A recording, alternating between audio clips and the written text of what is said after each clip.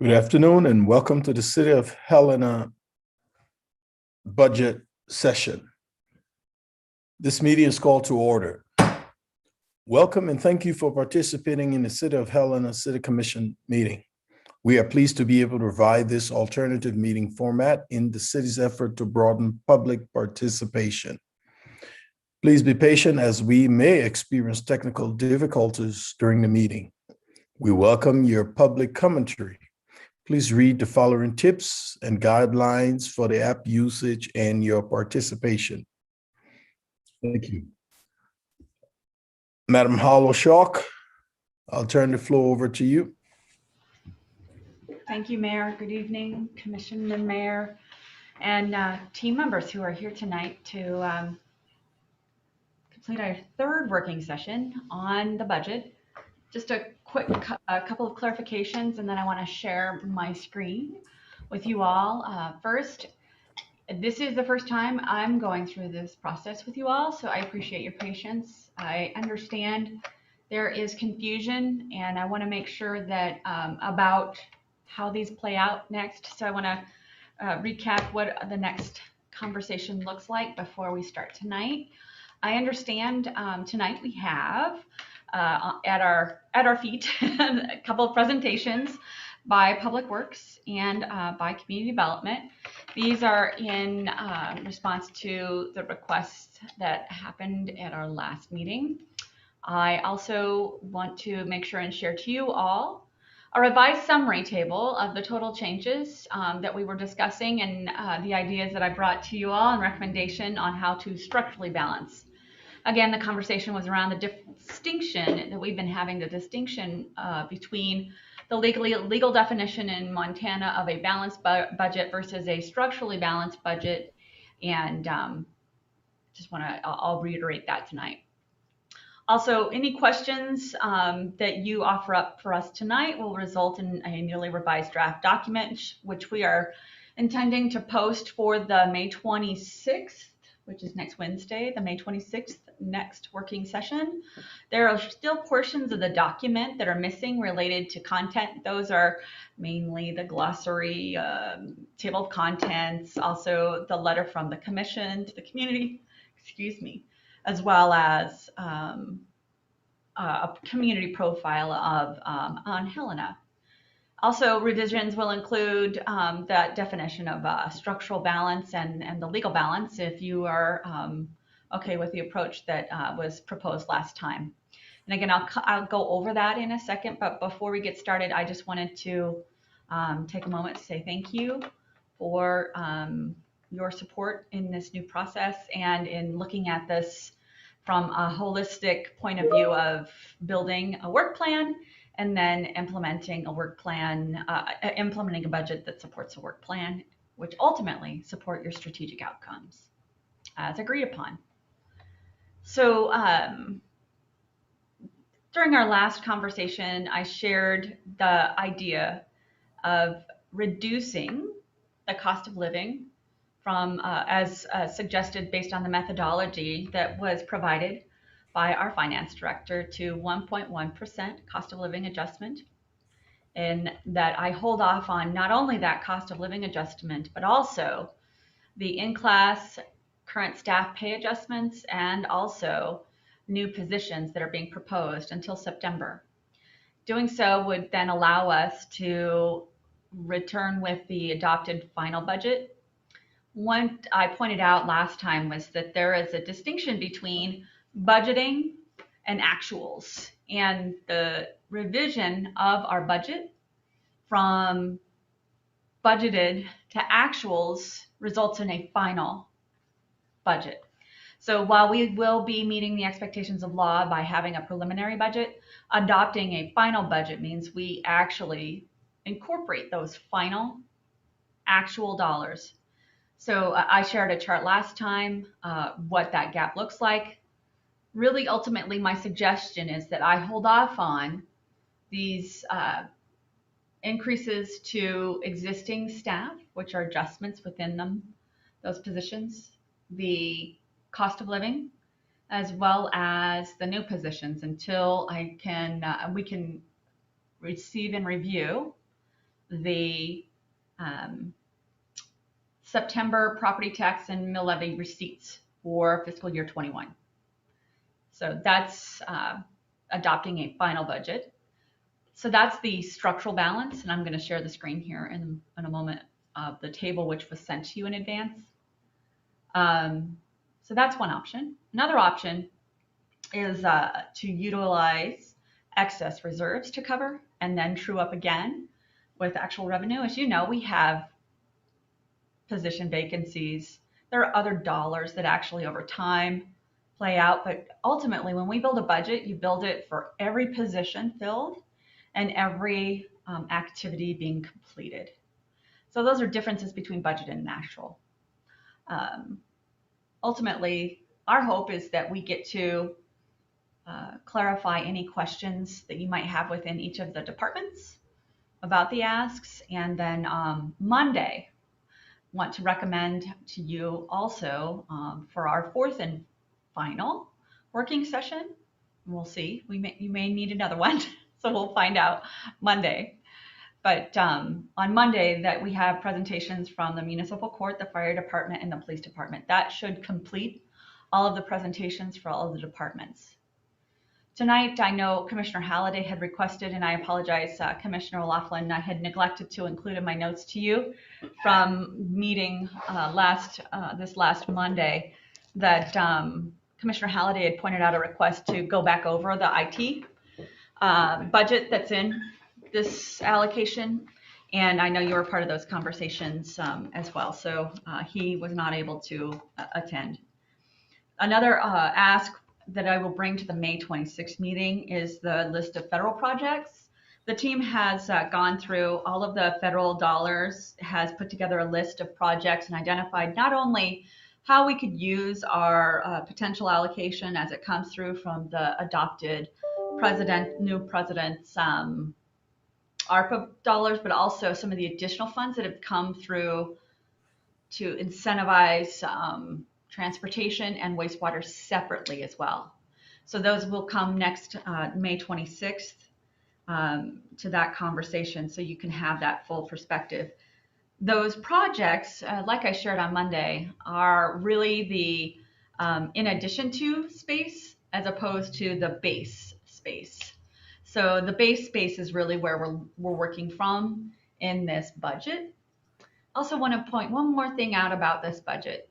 We do not have any increases in fees or in assessments proposed, and that reflects the book of fees conversation earlier this year. Once we true up in September, our end of year fiscal year 21 actual receipts, then we will begin the conversation around, okay, what is it that we have that is the methodology, and then be more specific around repeatable methods. As I shared before in that book of fees conversation, some of the proposed fees did not have a repeatable method, and we are being very aggressive in trying to complete good research on those in the coming year. So a lot of good work by the team. Another point that was brought up was the movement of the debt off of the Gulf Fund and onto the general fund, as the general fund was the obligation debt bond that was put forward, and it wasn't a dedicated revenue bond. So that classification and clarification conversation took place on Monday. I did not get a decision out of the commission. I just want to make sure that you all know that that was a proposal that I brought forward. There was no decision there.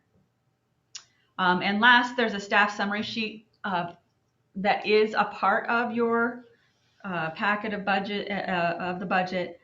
When you receive it on the 26th, it'll have more detail around what that actual need is and why the position is being proposed. So it's a summary list right now of the FTE being proposed, and then you will also have short statements next to them as to what they are expected. I have those and have received those from each of the departments. So I'm going to quickly share my screen to you all, and this was the ask of Commissioner Halliday as well, Logan, the summary on how we could be structurally balanced. Do you have any questions of me on the next steps just before I share and get more in depth on this. Mr. Mayor. Go ahead, Commissioner. Thanks, Mr. Mayor. For manager, just for clarification, are you requesting that throughout, we continue to provide feedback throughout the conversation today, and at the next one, you want that in real time? Is that correct? Absolutely. Keep going. Keep giving us feedback so that we can revise the document, so that when we get to June, when we actually bring to you that preliminary draft for adoption, you have we have really tried to address any of your concerns on the outset, and then we can keep going forward on any other revisions you might have through to the end of June when we do the final adoption of that preliminary budget. And again, we will adopt a full final budget after we have receipts in, and by September is when we believe that will be done. Great, thank you. You're welcome. Okay, this chart is our attempt at trying to come up with a. I had individuals outside, team members outside of my brain and Sheila's brain to try and translate what we're saying in a way that could be clearer in what we're showing. So I'm going to read left to right and then left to right. So for the general fund, and mostly just the general fund, we were able to make accommodations within other funds because they're fee-based. Really, our concentration has been here with this balanced and structurally balanced conversation. So in the general fund, our projected actual cash balance is 10 million here. Then we are talking about an FY21 excess reserves to be used for emergency contingency funding. That's 1.3 million. Now, these excess reserves are for FY21. These are what we've been talking about, the one-time expense. These are one-time dollars, and then the use of those dollars to help balance on one time. Now, if we were looking at just a balanced budget, we are there because you take all of the excess revenue and we are at a bottom line. But what we're actually talking about even more greatly, I think, is the structured budget conversation. And structured budget, it really goes after those issues that are not one time, they're ongoing expenses. And so there's options around those. So the next column, this is the FY22 budgeted new revenue for recurring expenditures. That's this 23 million here. What we are proposing and incurred is actually 25.4 million. That includes recurring current FTE adjustments, recurring 2.2 COLA, cost of living, the recurring new staff requests, and then the overall maintenance and operations, management and operations within the organization as a response, as well as other one-time events. Those are all within this gap 1.6 million here.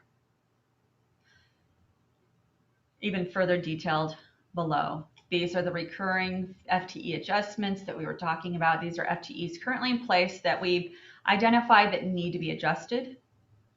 This is the total for the general fund, 2.2% cost of living adjustment. And the recurring new staff request, this is the total for the general fund. And then the maintenance operations for, and corresponding with those, as well as other one-times. Now, we have options, and we talked about them. Again, if we go back to that idea, the primary idea of a balanced budget, we're balanced. But then there are other options. You can, as I suggested last time, reduce the COLA by 1.1% as opposed to full 2.2. Again, the 2.2 was arrived at based on the methodology. We can always reduce that. You can always also cover the recurring deficit with the excess reserves, which is what I was sharing earlier. And then last, true up in September. So what I'm actually suggesting is truing up in September, putting everything citywide. I can't just hold, just to clarify, I can't just hold one group over another separate. So it wouldn't be fair for our team if we just said, everybody who's in the general fund, sorry, you don't get movement until September, but everybody who's in the water and wastewater fund, you get to move. Or you get the 2.2%, or you get the 1.1%. Those wouldn't be fair. And as a result, the team gets to hold off until we get September in front of us. So that was the suggestion that I brought forward last time we met. So just wanted to make sure and go over this chart. Now, I'm not sure this is the chart you had envisioned, Commissioner Halliday, but wanted to make sure to translate what we think we heard and before overthinking it. So thanks, Commissioner O'Loughlin. See you. Yeah, Mayor, I do have a question if that's okay. So could you walk through and actually it would be a little helpful to see where in the actual general fund, the packet that we received, Yes, where these reside. So I'm specifically wondering about the FY22 proposed one-time expenditures. So that 2.9 million, can you go through what all is being considered one time? you bet. I'm also going to turn it over to Director Danielson too. Yes, thank you, Commissioner and Mayor. So we went over those one-time expenditures, the 2.9 million in my presentation that I gave to the Commission at our first budget work session. Director Danielson, would you speak up, please? Sorry, hopefully you can hear me now. Yes, ma'am. Okay, thank you. Had some other issues with people not able to hear me. So we went over those one-time expenditures that made up that $2.9 million. And I'm going to share my screen. If you'll allow me to share my screen, Manager Holoshock or City Clerk Claiborne, I can go ahead and show you that.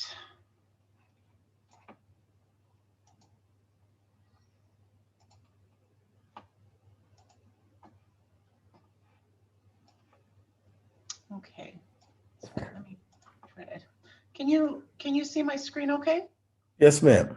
Okay, I'm going to come back to the presentation that I gave. So when we were talking about those one-time expenditures that were made up of using those excess reserves, there was the previous authorization to use the COVID funds for the general fund savings for the ERP new software, $1.5 million.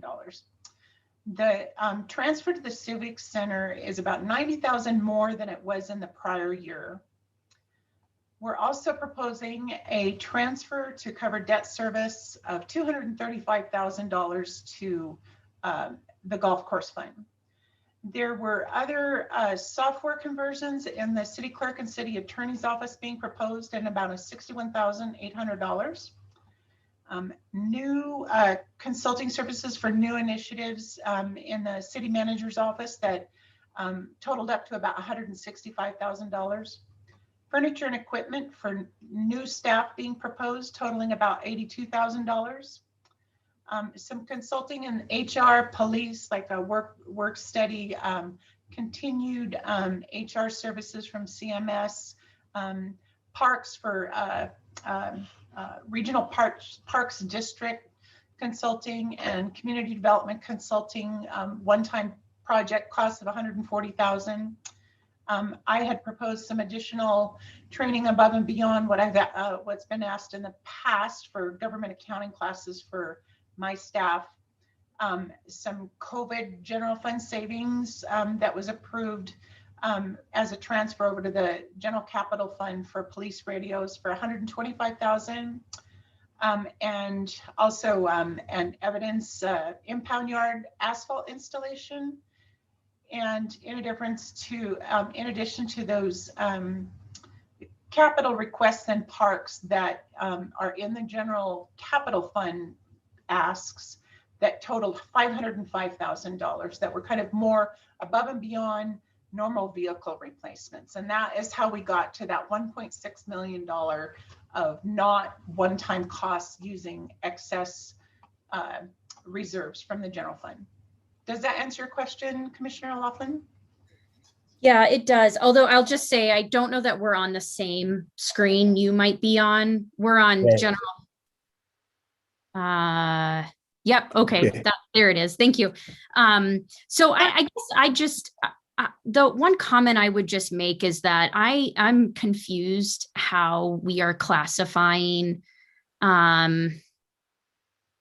Are we classifying the golf course as this is a one-time transfer and that is it? We are not, because this is the third fiscal year now that we've transferred from the general fund. I apologize that I missed last Monday's meeting. It sounds like there was some conversation around golf. Is this one time? Currently, as it is being proposed, is a one-time transfer. Although City Manager Holoshock has also proposed that there are a couple of options with that debt service. One, to continue to have the general fund take on that debt service until the debt is paid off, and or two, use excess reserve to pay the debt in total, which that debt service has about a $1.9 million principal balance still outstanding on it. So as it stands now, the ask is for a one-time transfer, but the conversation still needs to happen around that policy on how we want to, how the commission wants to handle that debt service for Muni's Restaurant. Okay. And then if I'm clear on this, so you are considering the remaining portion of the transfer to the Civic Center as ongoing? No, I'm proposing, yes, excuse me, yes, that has been a historic transfer that has happened, although it's still a policy issue on, I don't know that there has been a policy around that subsidy in the past, just that each year there has been a subsidy that I've noted that has happened to the Civic Center. And so I think that policy discussion still needs to happen. Yep. Okay. Yeah. I mean, it's not unlike capital transit, I suppose either. I mean, there are other areas. I think golf course seems different to me because it feels like we're talking about it as one time and then separately talking about it as an ongoing obligation to the general fund. We need to decide. My preference is to pull it out, and we have that conversation after we've moved the preliminary budget. That just seems cleaner to me. And I think that then that allows us to also have an honest conversation about how to proceed in ensuring that the golf course is financially sound, right? I mean, I think we have to have that conversation. We sort of passed the buck a year ago. We said, we're going to do this one time. We're going to do a general fund transfer one time. We recognize that this is a significant obligation to the general fund.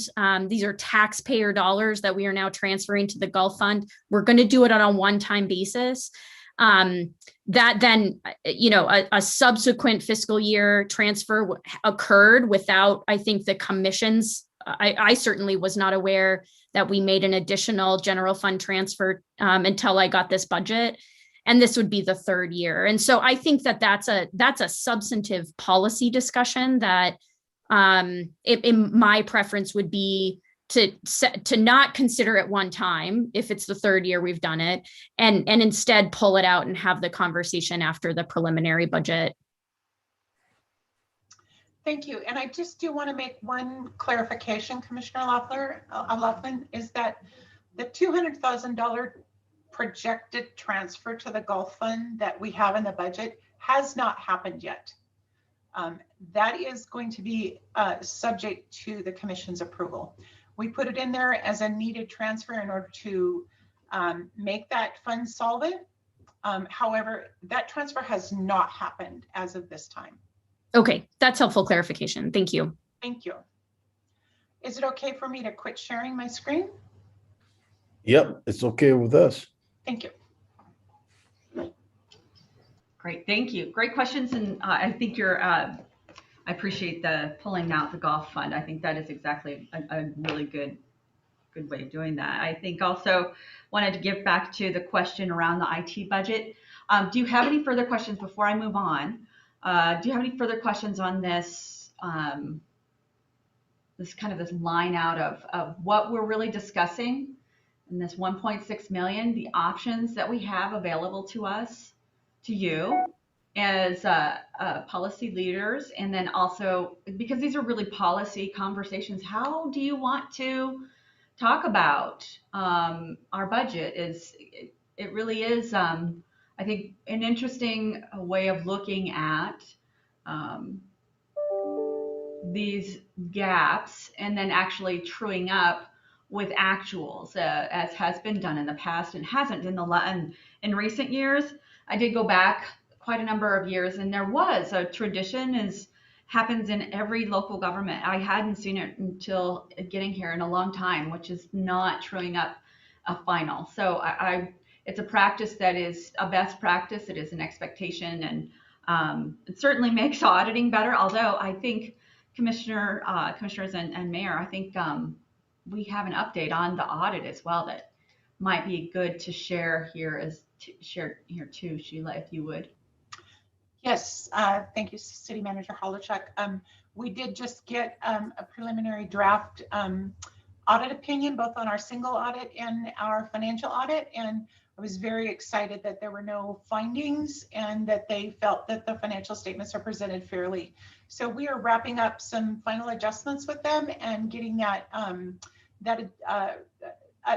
second draft annual report to them so that they can wrap up their opinion and we can schedule an exit interview. So that was really good news that we got.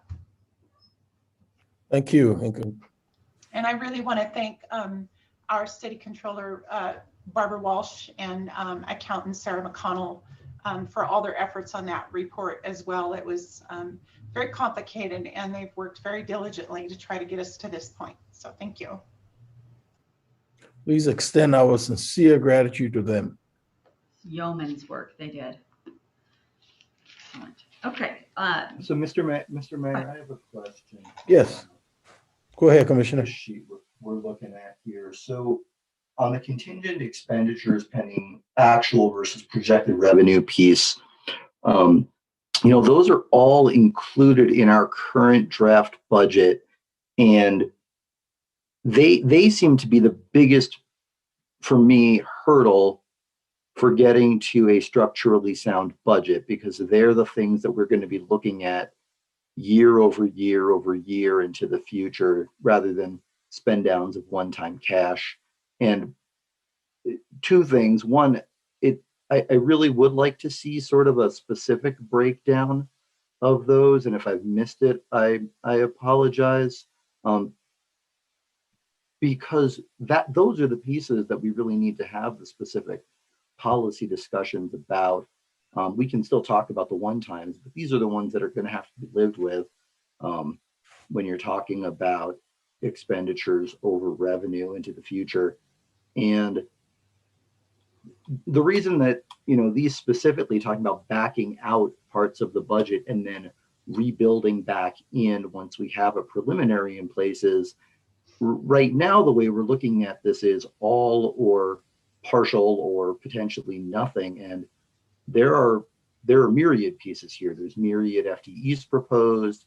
There's myriad reclassifications. There's $684,000 in new recurring M&O. We shouldn't be having those discussions based on those numbers alone. We need to be having them based on individual categories, positions, how it aligns with the commission's strategic goals, the manager's proposed goals, and then ultimately structural soundness year over year going forward. So, I think we should be pulling all of that out at this point and adding back in with that focus towards, are we fiscally solvent? Are we do we have a structurally sound budget, rather than just saying, well, maybe we'll have some of these, maybe we'll slow down some of these. Do we want some of these? Do we not want some of these? Are there others we want to talk about? Is this the best use of our year-over-year money? We haven't had that discussion. I'd like to see that list. I think the way to have that discussion is to pull all of this out, and start from scratch, adding back in. Thank you, Commissioner. Manager Holshaw. Great. Then we also have the IT conversation. So the interesting part of the question, the request you have, Commissioner Halliday, is the way in which internal services are charged. As an internal service, IT is charged to all of us. We share IT with the county, and as a result, the county, who actually holds those positions as their staff, and we are charged as a service provider. Those costs play out in an internal service charge. Same thing happens with our facilities. So if you look at our facilities budget, you'll see there's an increase there. That increase is then charged to all of the departments that receive services through facilities. So what you'll see are increases that also include, to your point around M&O, the yellow fields. Those do include internal service requests, as well as internal service charges from the fleet and IT. So to go to your question, the specific question around the increase in IT, the increase in IT reflects the service response that I have shared with the IT team, which is that we are not receiving the service that we need as a city, and that we would be spending the next year evaluating and looking at whether or not the city's actually receiving the value for the service that we're paying into. And what they have shared to me is that they cannot provide the service unless they have a position which was actually removed from the budget, added back in. So when they hired the current IT director, they got rid of a business manager position, and what you see is an increase based on returning the budget manager position, or the business manager position, excuse me, to the budget. So that's the increase you see. You also see increased relative charges to their own 2% across the board that the county has built into their own operations as well. So those are the two primary source of the increase to the city's IT. Madam Manager Holshaw, why was that business manager removed? The position, rather. My understanding is that it was removed and two additional positions were added. One was a web designer and the additional was a Security officer. security officer. Thank you, Commissioner Dean. So, Mr. Mayor, Yes, Commissioner. yeah, maybe for the manager, can you just extrapolate a little bit on the services that you don't see are that we are receiving from my IT right now? You bet.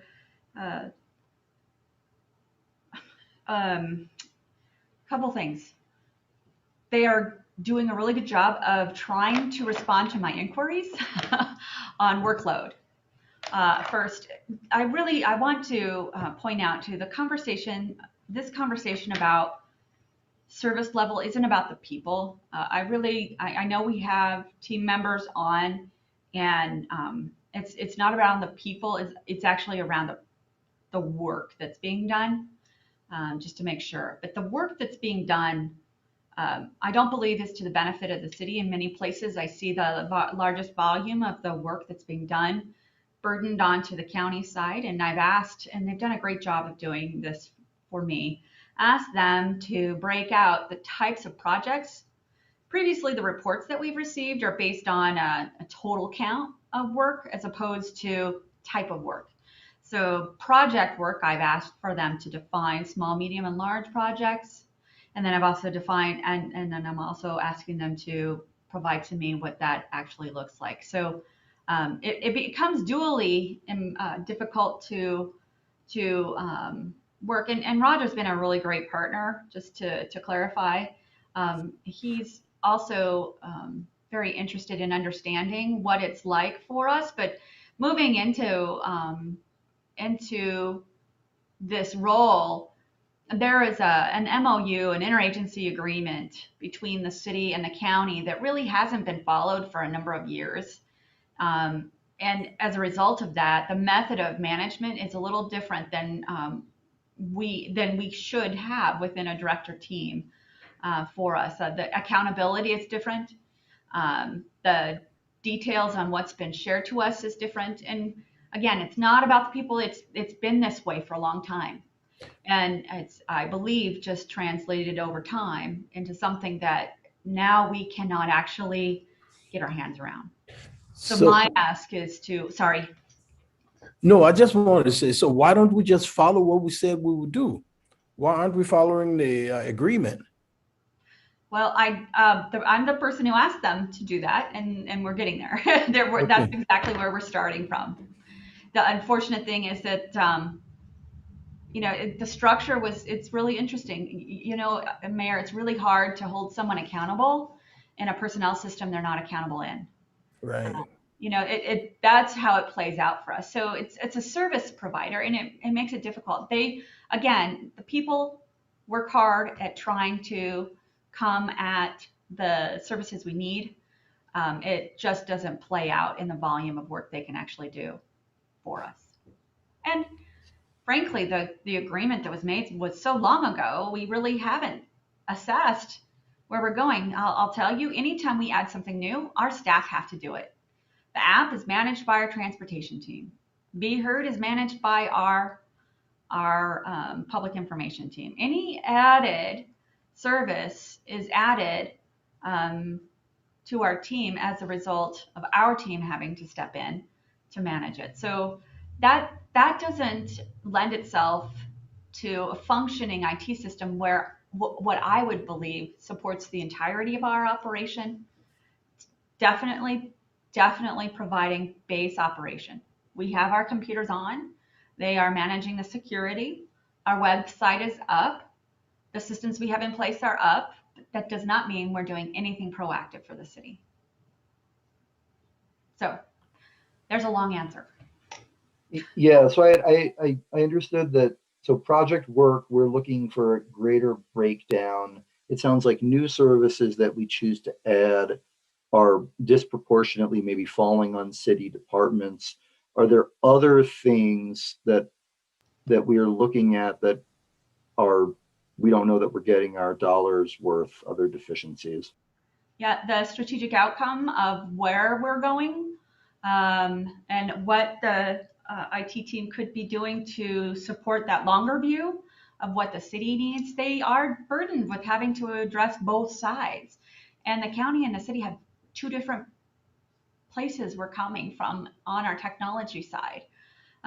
It's very difficult for them to manage both. The other is on I'll grab the summary as we provided it during the conversation with the team. Well, and maybe while you're grabbing that, so when we're talking about gathering that information, getting metrics over the next year, is that an internally facing activity, or are we, contracting with someone or looking externally to understand what either this shared relationship can look like to better benefit the city in what you're explaining, or areas where the city needs to figure out something different? Who's doing that, and how are we evaluating all of that over the next year? It's a really good question, Commissioner. I have the same aversion to studies. And we have had a study. We had a study of the IT system done And they have been making improvements based on what that study, that assessment, it's an assessment list of base operations within the IT system. So for me, I was intending as a project of mine to spend the time in evaluating what would I want from one of my teams on the IT side, and also working with the IT team. I had not planned in an external consultant coming in and evaluating the services that we could be getting, and instead really getting down to the brass tacks of the dollars that we're paying and the services we're provided.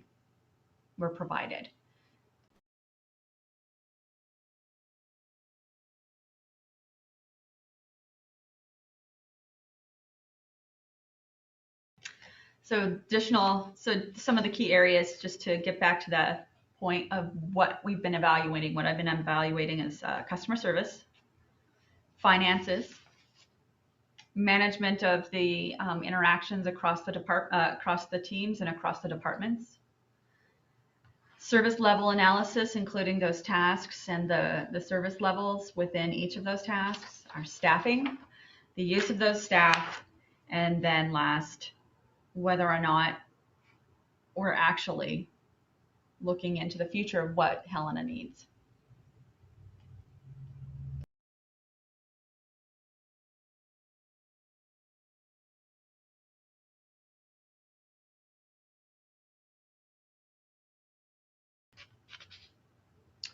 So that is the plan for next year.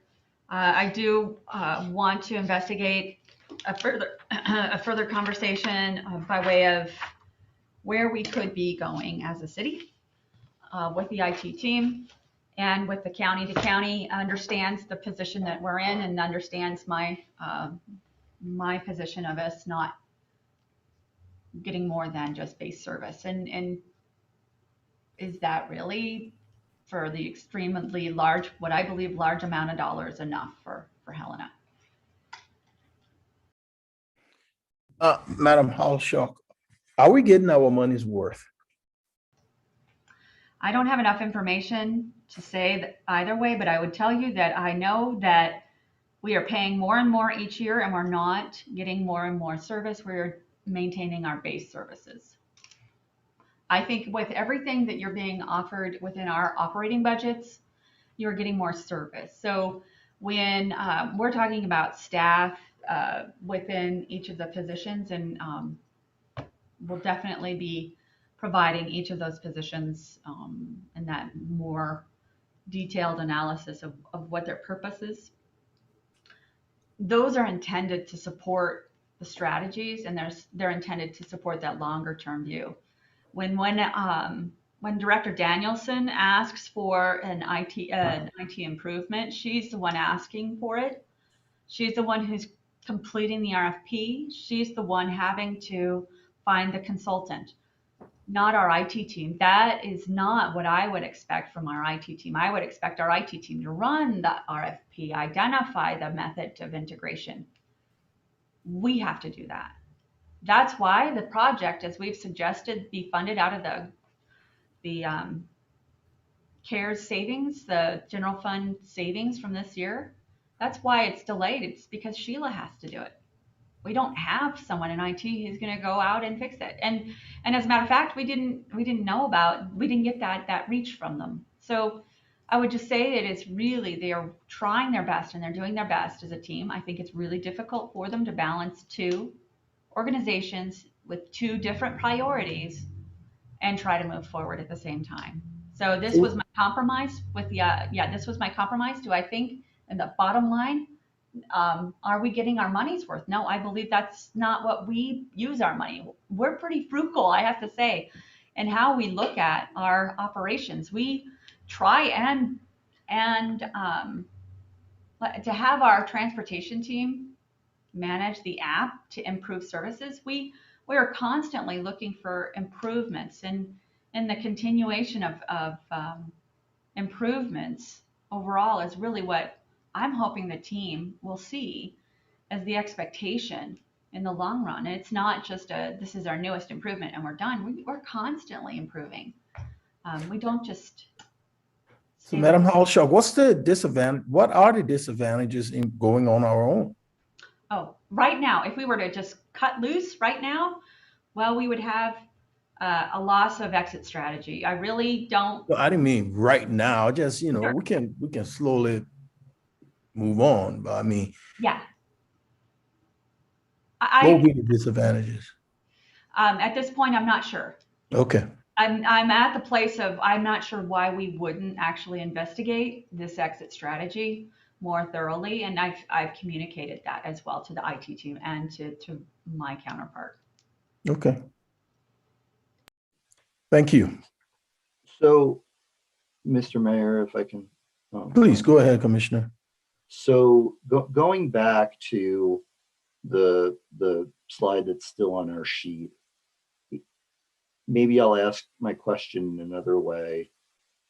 Is there a place other than going through the current budget, looking through each individual general fund, noting the new FTE that fund is proposing, looking at new potential expenditures within those funds, that we can see a list of, at a minimum, what breaks down to that 499,000 number?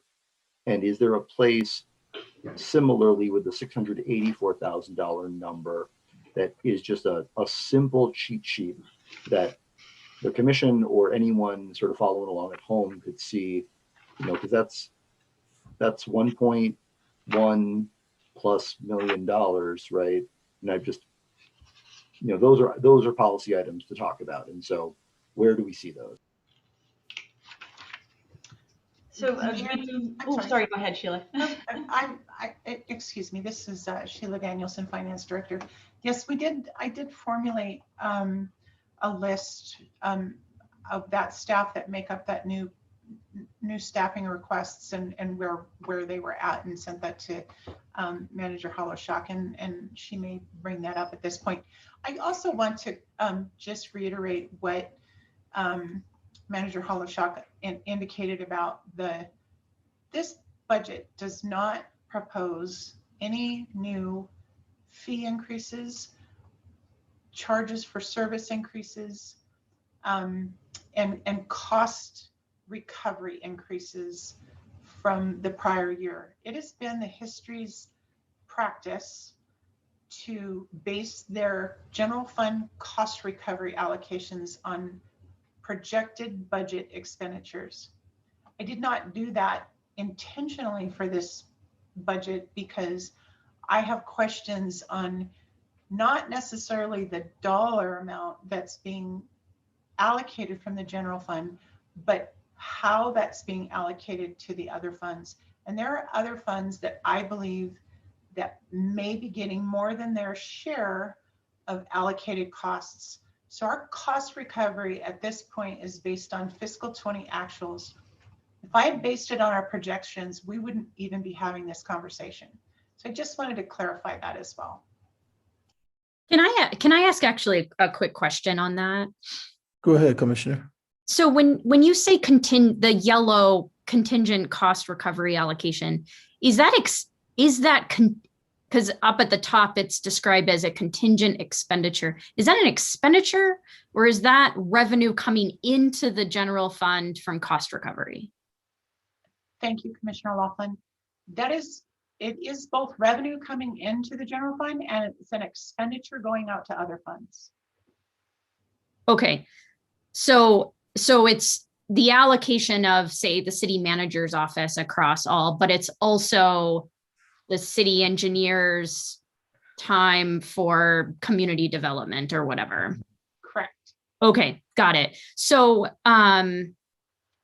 so what you're saying here, can you describe this box again then? What is this cost recovery allocation, the 684,000 represent compared to what's already reflected in the budget? Do you want me to answer that, Commissioner or Manager Holoshock?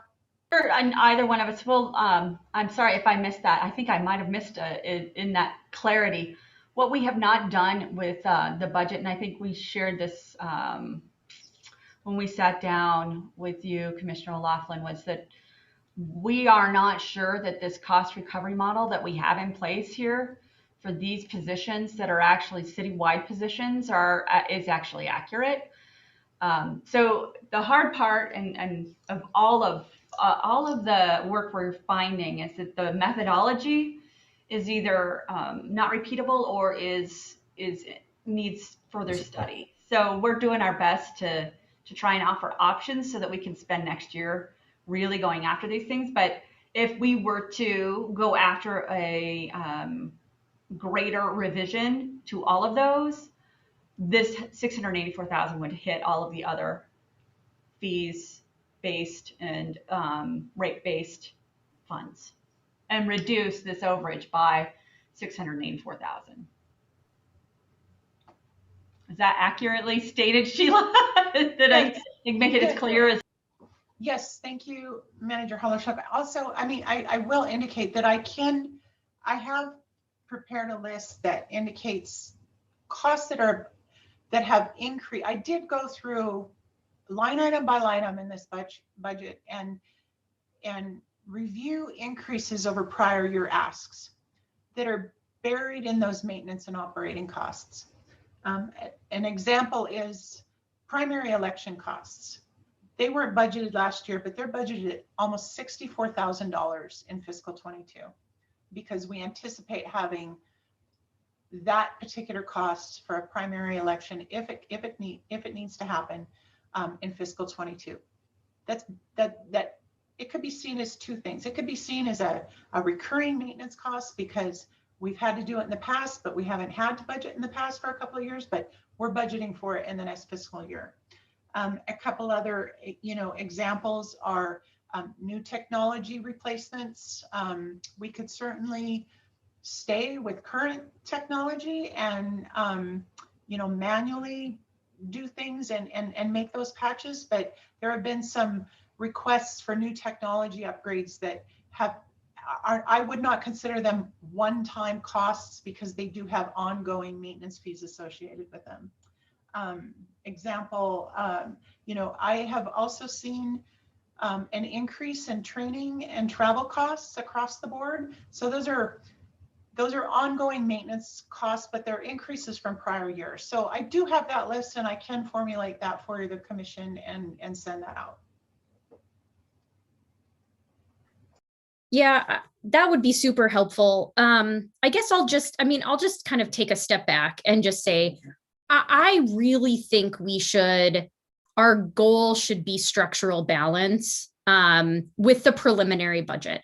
Now, again, if we ultimately want to add back in the COLA, and I think it's probably worth some more discussion about the new staff requests. I mean, we got kind of the list, but substantively, do we need to have a conversation about where staffing levels sit in each of the departments?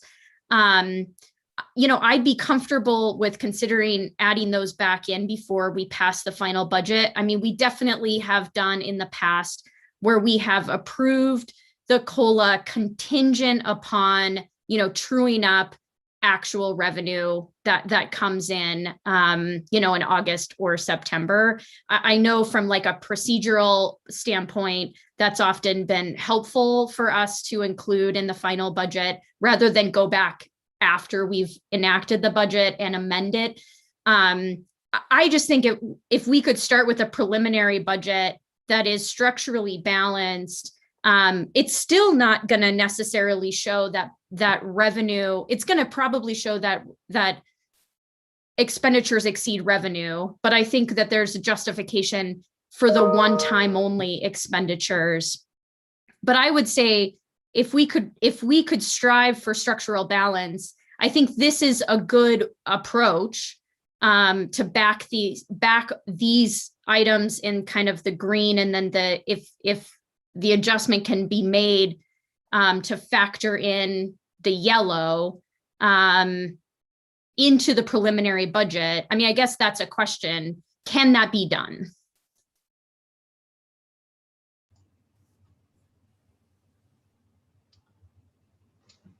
Thank you. Madam I- Hollishock? Yeah, thank you. We're both thinking over how much, how timing. We've got, I actually would have to ask Sheila if that's even reasonable based on what we know of these methodologies that we're looking at. Mr. Mayor, could I ask a question while they're thinking? Yes, sure. So this might keep on their thinking. I doubt it, but generally is the approach that the manager is taking, and this I guess would be for the manager, but the manager has an understanding that we achieve balance this year, and we achieve structural balance next year. Yeah. Am I misunderstanding that? No. That is And then- those are all correct. And then, so the impression that I got from Commissioner O'Loughlin's most recent question or request was that, and so this would be for Commissioner O'Loughlin, you're hoping for a structural balance this year. Is that accurate? Mayor and Commissioner Logan, so structural balance is ongoing, right? So back to the city manager's statement of reaching structural balance in, I think what you're saying is you believe you're projecting structural balance in FY23. I guess I'd like to see that, because it's hard for me to understand how by adding $500,000 in new staff, 300,000 in ongoing cost of living adjustments with the current revenue levels that we're projecting, what is changing, right, into FY23? Those things grow over time, right? Is revenue increasing in FY23 that would reach structural balance? Because I guess I need to know a little bit more about the statement that we think there's structural balance in 23. So, okay, so we'll go back to the initial statement, which is this big picture of the state budget says if you are balanced, expenditures versus revenues, you are balanced. Now, the structural balance is this conversation of appropriate allocations, appropriate assessments, appropriate rates and appropriate charges for fees. Those we had put on hold until we could get better study on how those rates and how those fees are put together. For example, in this budget, we are requesting funding to complete a rate study for the water and sewer systems. That is based on the intention of a longer view than just year-to-year capital planning. Same thing with our fees. As it relates to our operations, we are intending to look more into the future than we have as opposed to year-to-year. So how can we get to a stronger structural balance? It is in the study and execution of better methodology that's repeatable. That's where we have the problem in this yellow box. We do not have the methodology that we agree with at this point on how those are charged. Actually, we think they're charged less than they should be. Now, whether or not other departments would like that is something different, but that's what we believe. And that when we assess those, it changes the values in those departments. So whether or not we can get a preliminary budget to you in January, at the beginning of January, that accurately reflects the methodology, I don't believe that's realistic. So whether or not in FY23 we get into a full structural balance assumes, as you pointed out, Commissioner O'Loughlin, that we are constantly growing in our revenue. What I shared last time is that our revenue is more stable than other local governments that are really dependent upon sales tax and other unstable revenue sources. So Helena is growing. Property tax is increasing. There are increases in those items that are based for general funds. So I think we have a better likelihood to say that I'm 100% confident. I think I can be, because now I understand what we're actually being asked to do. We didn't have this level of clarity when I came to the table. And I think Sheila and I, in a really quick clip in 8 months, we're getting closer to understanding the distinctions. So that isn't 100%. I can't give you 100% yes, we're always going to be structurally balanced. We'll have the structure in place to get to that structural balance. Thank you, Madam Hollishock. Commissioner Logan? Thank you, Mr. Mayor. So as I look at the presentation that we got last week from Director Danielson and the manager, and I think it's been reflected in later, meeting in between now and then, was you've obviously, since both of you came on, you've been really trying to understand where the City of Helena's budget is and where it needs to go. And so, from my perspective, you've dug into it way the heck more than I have, clearly. And so there's a recommendation to get to a general fund structural balance. And I'm just looking at the slide from the meeting from last Wednesday, and it talks a big piece of that is begin resiliency work, where its staff will prepare cost recovery and rate analysis for internal and external charges, and staff will do this and staff will do that and staff will do the other thing. And I guess I am really comfortable with that approach. I think there is, and then at the end of it, you present to us a structural balanced budget for FY 2023.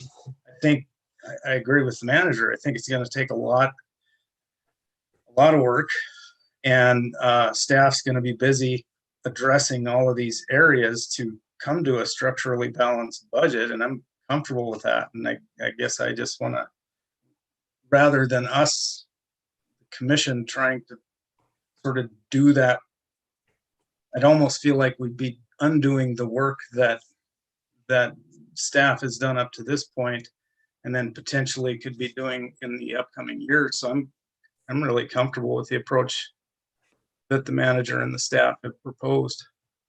Thank you. Thank you, Commissioner. Mr. Mayor. Go ahead, Commissioner. So one thing that and Manager Harleshall, correct me if I'm wrong, but having gone through these last 3 sessions, really kind of the, I guess, thesis of this budget is to be more proactive rather than reactive. So we have, long-term stability, and we're not necessarily having a reactionary budget, but really one that is,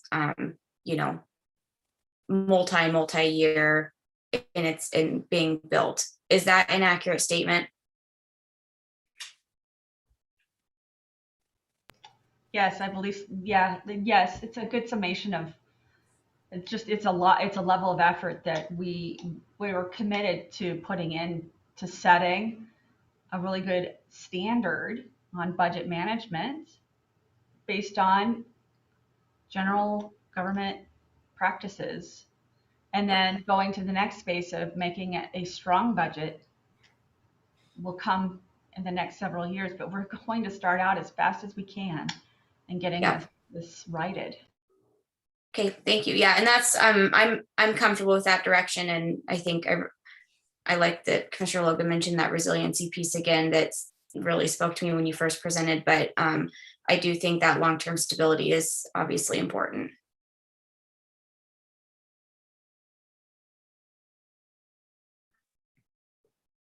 Oh, Mayor, go ahead, Commissioner O'Loughlin. I apologize. no, that's okay.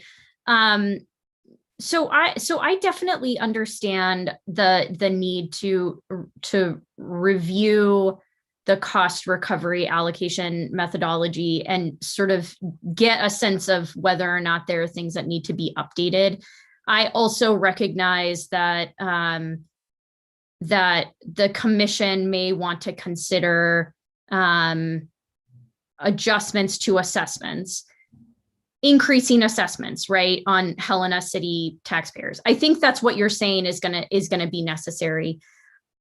I will just say, and you alluded to this at the end, city manager, but those type of things aren't gonna necessarily balance the general fund, right? So for the most part, those are the enterprise funds. Now I understand they tie back depending on the cost recovery, but if you look at, I'm looking at page 94 of our administrative packet, which is I think page 90 of the budget, preliminary budget that we received. So the general fund.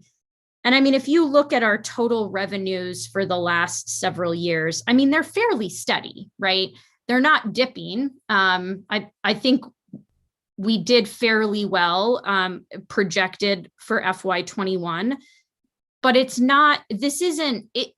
I would not characterize this as we're seeing significant growth in revenue to the general fund. We are proposing pretty significant increased expenditures to the general fund. So I just think that's something to be aware of. And I think that I understand that there's going to be adjustments to what the packet that we received. But if you look at what we adopted in FY21 as a budget, we also were not necessarily structurally balanced, right? And we had these conversations as a commission last year. I think there was recognition that some additional proposals for ongoing expenditures needed to be evaluated again. And if you look, we were about $500,000 out of structural balance. We ultimately are projected to come in at about $500,000 in the black. What is being proposed this year is well beyond what we've seen in other budgets. Nearly $5 million structural imbalance. So that is significant to me. And I think, and I understand that some of that is one time. I understand, and I hope that we're going to have a conversation about the federal dollars that are coming in, how much of that is already being sort of allocated as expenditures in this budget, and how those funds are going to be used. But that's a pretty significant departure from how we've balanced our budget in the past. And I'd like to see sort of the long-term consequences, right? I mean, that's a pretty significant depletion of our ending cash balance. And I think that future commissions may be in a difficult place. So No, totally agree. So I would like to see, the term resiliency, I'd like to know what that means. Mm-hmm. I'd like to see sort of what are your general fund revenue projections into FY23 that shows that there's structural balance. And then I think we've got to have a conversation about the federal funds, how those are being reflected in the budget on the expenditure side.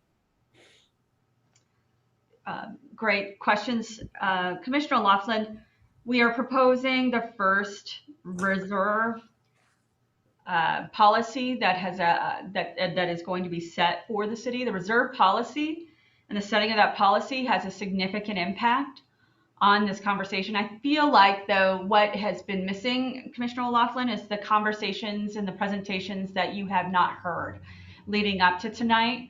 The first was this conversation around the use of the reserve and policy, setting a reserve policy, because the reserve is actually part of the where you start from the next year. To your point, it is a different method than we are talking about in the past. In the past, you didn't go back and review the actual revenue because The actual in FY 2019 was $850,000 that was not brought into and refreshed into the actual FY 2019 budget. Instead, what happens is that dumps into the end of year balance that is then started with in the next year. And you can see it shows on the budgeted revenue for FY 22. Then the same thing occurs as you go into the next budget. You now are seeing this budgeted revenue, and you're not actually coming back to reflect the revenue. Now, I want to also point out the cost of living increase conversation really gets to one of the greater issues that we have in Helena. And according to the Montana Labor Statistics team, Helena has increased by 6.8% from 2018 to 2019 in its cost of homes, and 10.25% from 19 to 20. Those actually do result in increases and total dollars into the revenue because they're based on property tax. That's where the property tax is, the ratio of the property tax comes from. But Mayor and City Manager, don't we just adjust our mills though? I mean, you take out newly taxable value, but I mean, our millage can only grow at a half of a rate of inflation, pulling out new taxable value. So the value of property is help me understand how that's related to that though. So that is a very good question. The best question that we have, and that's why we keep coming back to this what is the total revenue conversation, because this return is something that we have not seen and not reflected on. So that's why this contingent, we have to have a contingent built into any adoption of beyond base operations from today. We have to know what's actual revenue.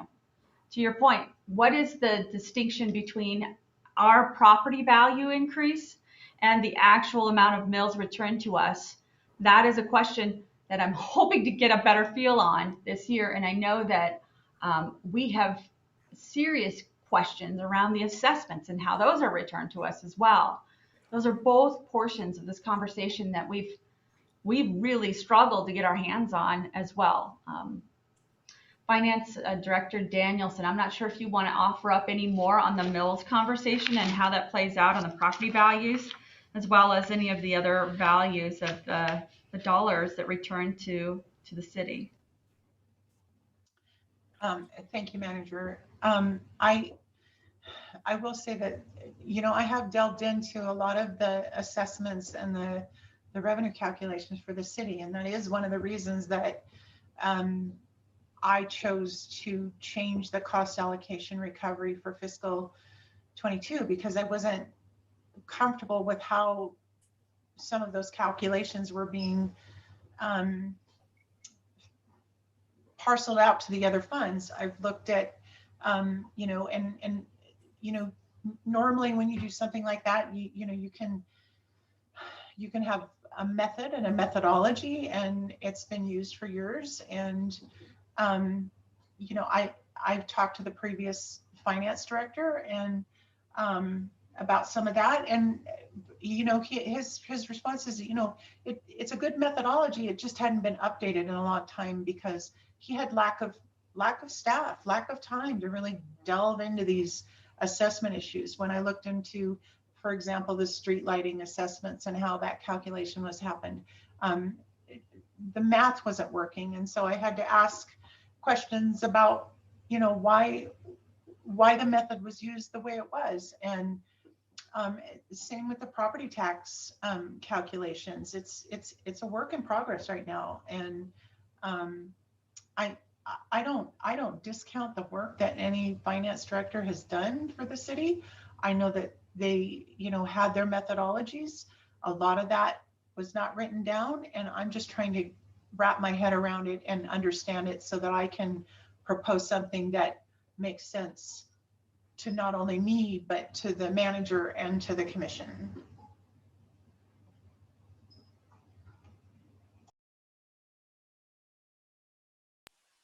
So I guess I have a question then about, we have this one-time only money that we're spending down, right? And that results in this sort of $4.5 million sticker shock.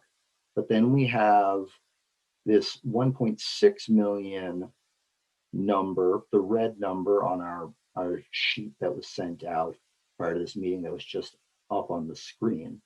And maybe in the simplest private consumer standpoint, if we started with $0 in the bank today, right? We had no reserves, we had nothing. We just have a big old zero. We get all of our revenue in, and then we make all our expenditures. Am I correct in understanding that we would have a negative $1.6 million situation at the end of the year based on that number and the preliminary budget projections?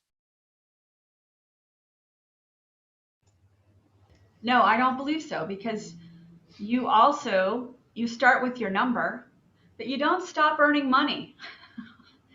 Those monies come in. Some people don't pay you. Some people do. Until you get to the end of the year, and then 2 months later, you actually know how much you have.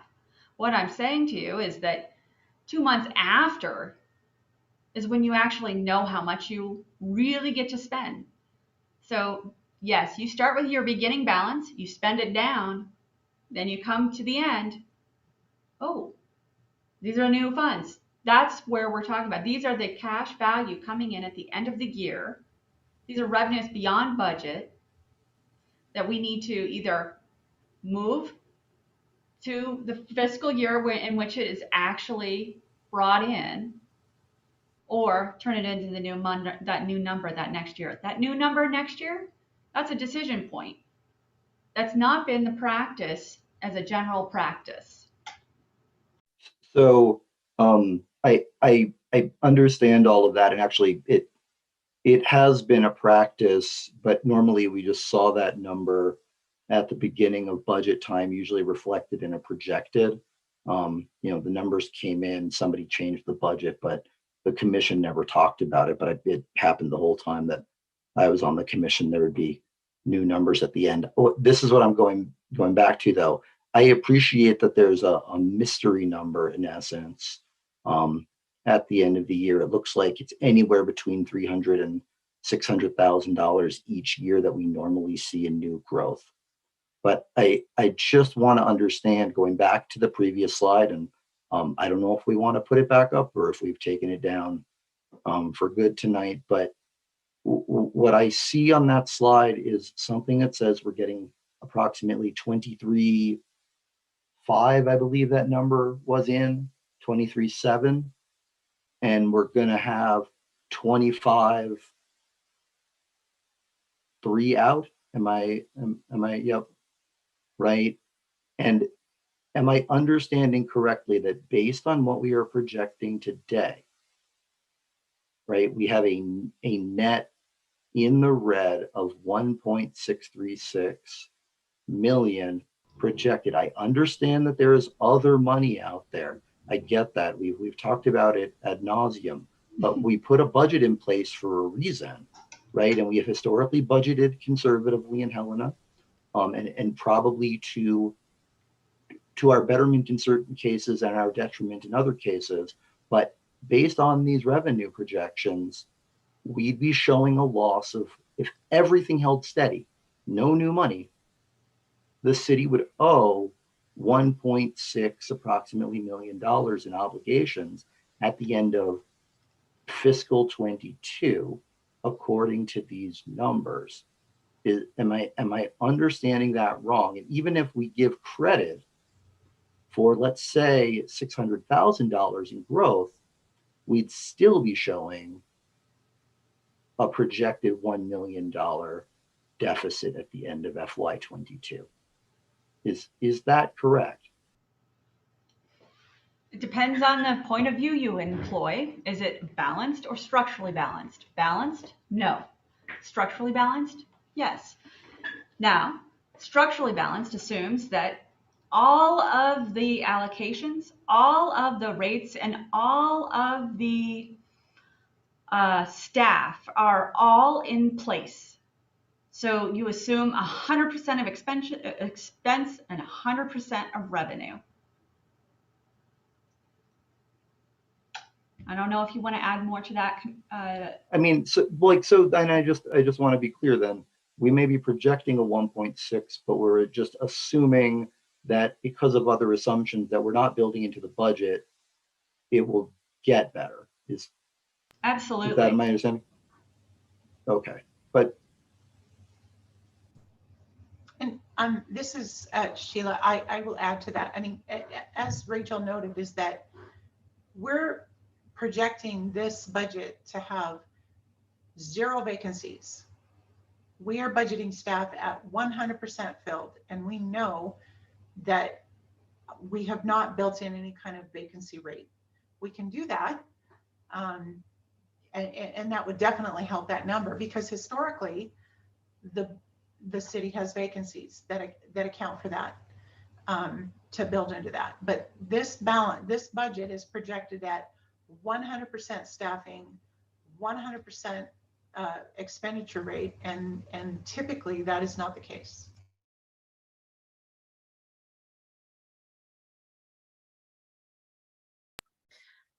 On that question, Director Danielson, what would you recommend for a vacancy rate, and would you do it across all departments then?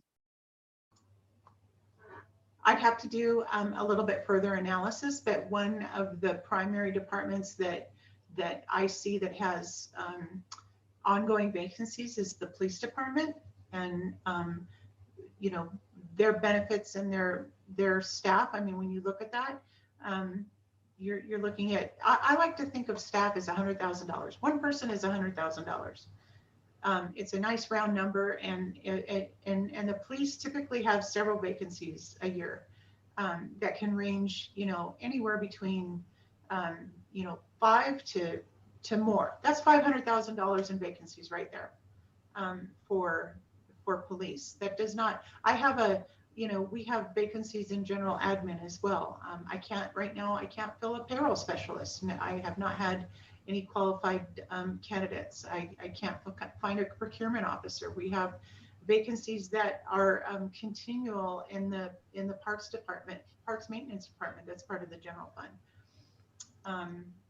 You know, I think that sometimes, you know, in this budget, when I've looked at it, there are over projections for travel and training that likely I would think that not all of it's going to happen. So do I think that we're going to end the year at $1.6 million in the red? No, I don't. So an attrition value, Commissioner O'Loughlin,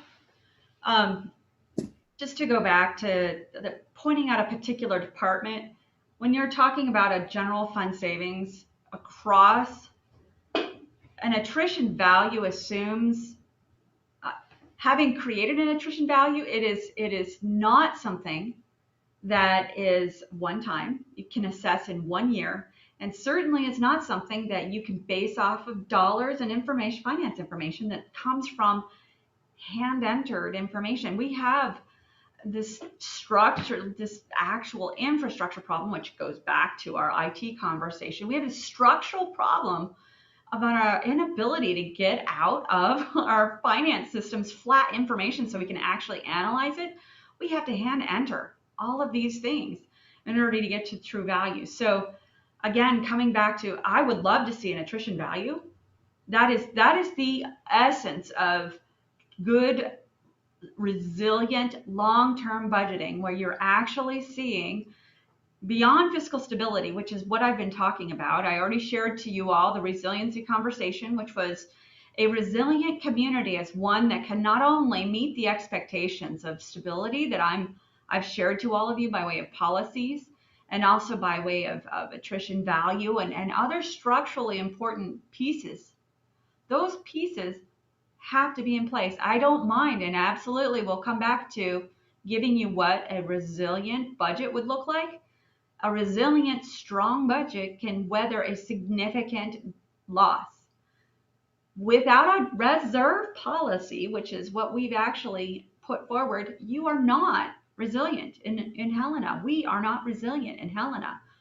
We are assuming that we have all the money should there be an emergency. That's resiliency. What is it that we can do to be strong and weather a significant loss? I still don't believe we've gotten at your answer, and I'll come back to it for you on the property values and how we would come at this larger conversation of how money gets back to the city and what really results in growth in the general fund. I'm very, very interested in more study on that myself, frankly. We just have not gotten there.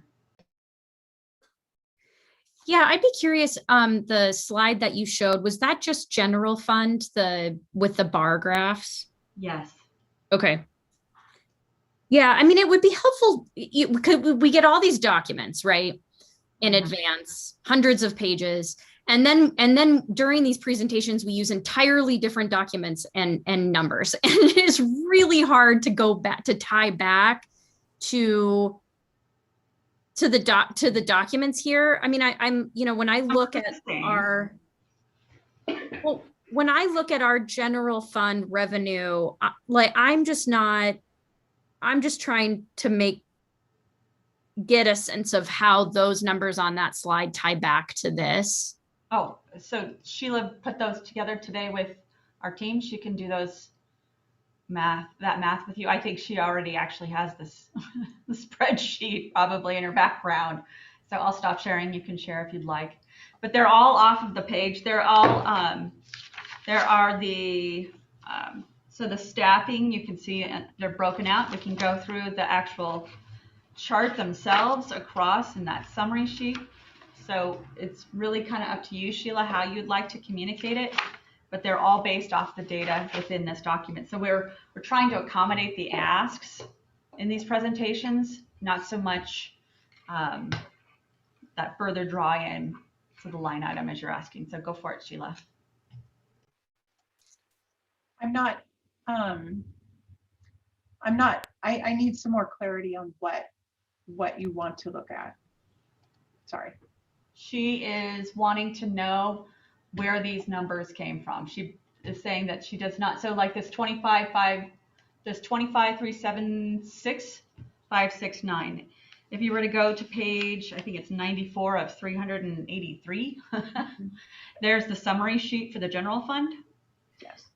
Where is that 25,376 number coming from? Oh, for just for, can you bring up your worksheet one more time? Oh, Manager. I thought I had it on. I'm sorry. Sorry. So where are you talking about? So if you look at the fund, there's the 23.7 million. That is what our recurring fund is. If you look at the proposed recurring expenditures, all I've done is backed out those one time to come up with the 25.3. I just backed out the one-time expenditure. So currently in the document that you have, we have $28.3 million. If I back out those one-time expenditures, that's where the 25.3 million comes from. It's just. Yeah, I knew where those I was just talking about the bar chart, but if they're coming from this, we just don't have in here what was adopted and then what was final. But I think. Oh, you're talking about the revenue. I'm sorry. Yeah. Yes. No, that was a math calculation. So okay. I can actually, if you like, I can share that with you right now. I do have that calculation. So I will share my screen. Can you see my screen now that shows differences between budget and actual revenues? Yep. Okay, so if you look at this is where her bar chart came from. So we had our budgeted revenue of 21.2 million, but it actually came in at 22.1 million. That's the delta of 850,000. Same concept in fiscal 20, the delta of 664, and then you budgeted, you adopted 23.2 million in revenue in the general fund for fiscal 21, but I'm projecting it to be at about 23.8 million. That's a delta of almost $600,000. And so that is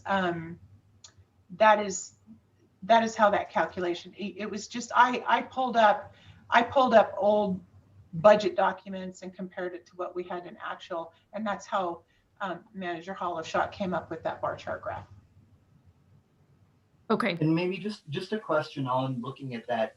Did you take a look at what the initial commission preliminary budget adoption for expenditures over revenues was in those budgets to look at those gaps? I've gone back and I've looked at 16, 17, and 18 at least. I never saw us adopt a, preliminary, right, expenditures over revenues of larger than approximately $500,000 in that out the gate budget. I think we might have been at 850 to start last year, if I recall correctly. I think 2014, which I remember the manager sat us all down and said, we are in dire straits this year. We're projecting a $500,000 deficit in the general fund to open up this budget process. I'm just curious because, those numbers are always there. We almost always start this process anywhere from $300,000 to $500,000 in the hole, and they show up on that sheet. And every year that we do that, and then at the end of it, we show a revenues over expenditures. This year, we're starting that number at 1.6, and that's why I'm trying to understand, the difference and how that lends itself ultimately to whether we want to call it resiliency, sustainability, or structural balance. I won't be here in a year or two to look at it. I'll be a taxpayer and I'll be watching and curious to see what you all do with rates and assessments to structurally balance things out, because that's what we're talking about on my personal property. But I don't recall a budget where we started with a parenthetical 1.6 million historically, and I'm just that's sort of where I'm confused about here, and what I'm trying to get at it in how are we getting past that, and how does that build towards resiliency and structure next year?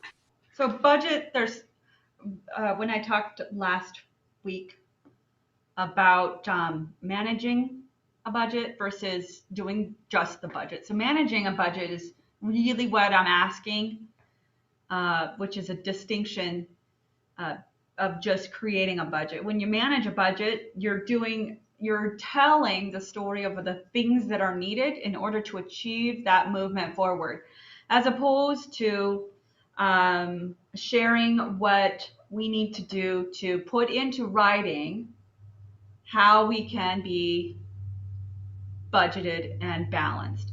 There's a distinction. So the first is, what is it that the team is telling me that you need to know in order to be paid appropriately? Adjust their pay to reflect what's going on in the community. Those are obligations that I have as the city manager to give you. Then there's a second part of budgeting, which is what the finance team does. The finance team goes after the budget itself. This is how you create the budget so that it shows all of the potential options. And then on the policy side, you reflect on my management conversation, what Sheila, our finance director, is sharing to us. And we get to the nuggets of what it is you're after.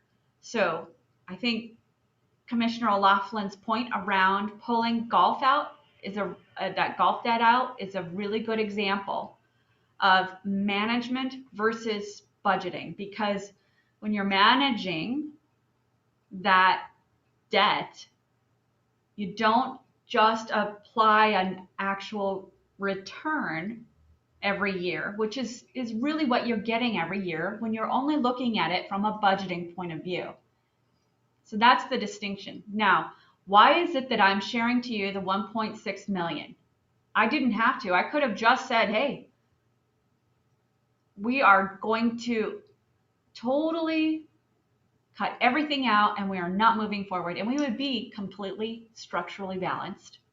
But you would not know all of the things that the team believes needs to happen in order to bring those positions that are out of whack back into alignment, what cost of living increases are needed, and then last, what positions are needed to move forward some of the work that the community needs and wants. So that's the distinction I think that you're seeing in this budget this year that you haven't seen before.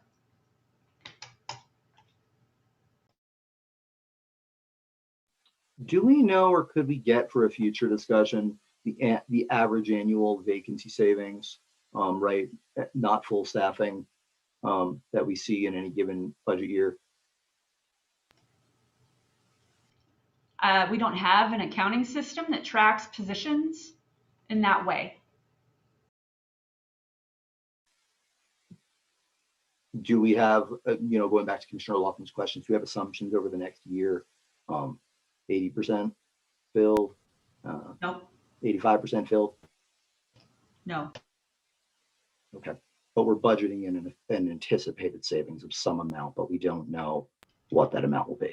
We are not budgeting in savings at all. Okay. Well, we kind of assume that there will be, though, in order to reach structural balance. Not really. No, we've been only talking about structural balance by reducing those 3 items that bring us up to that 1.6 million. Okay, so I guess maybe we are on the same page. If we're going to pull those out of the preliminary budget, then we reach structural balance, and then we can have the conversation beyond that. Yeah. Okay, Correct. Madam Hollishock, please continue, or is your budget, is your agenda exhausted?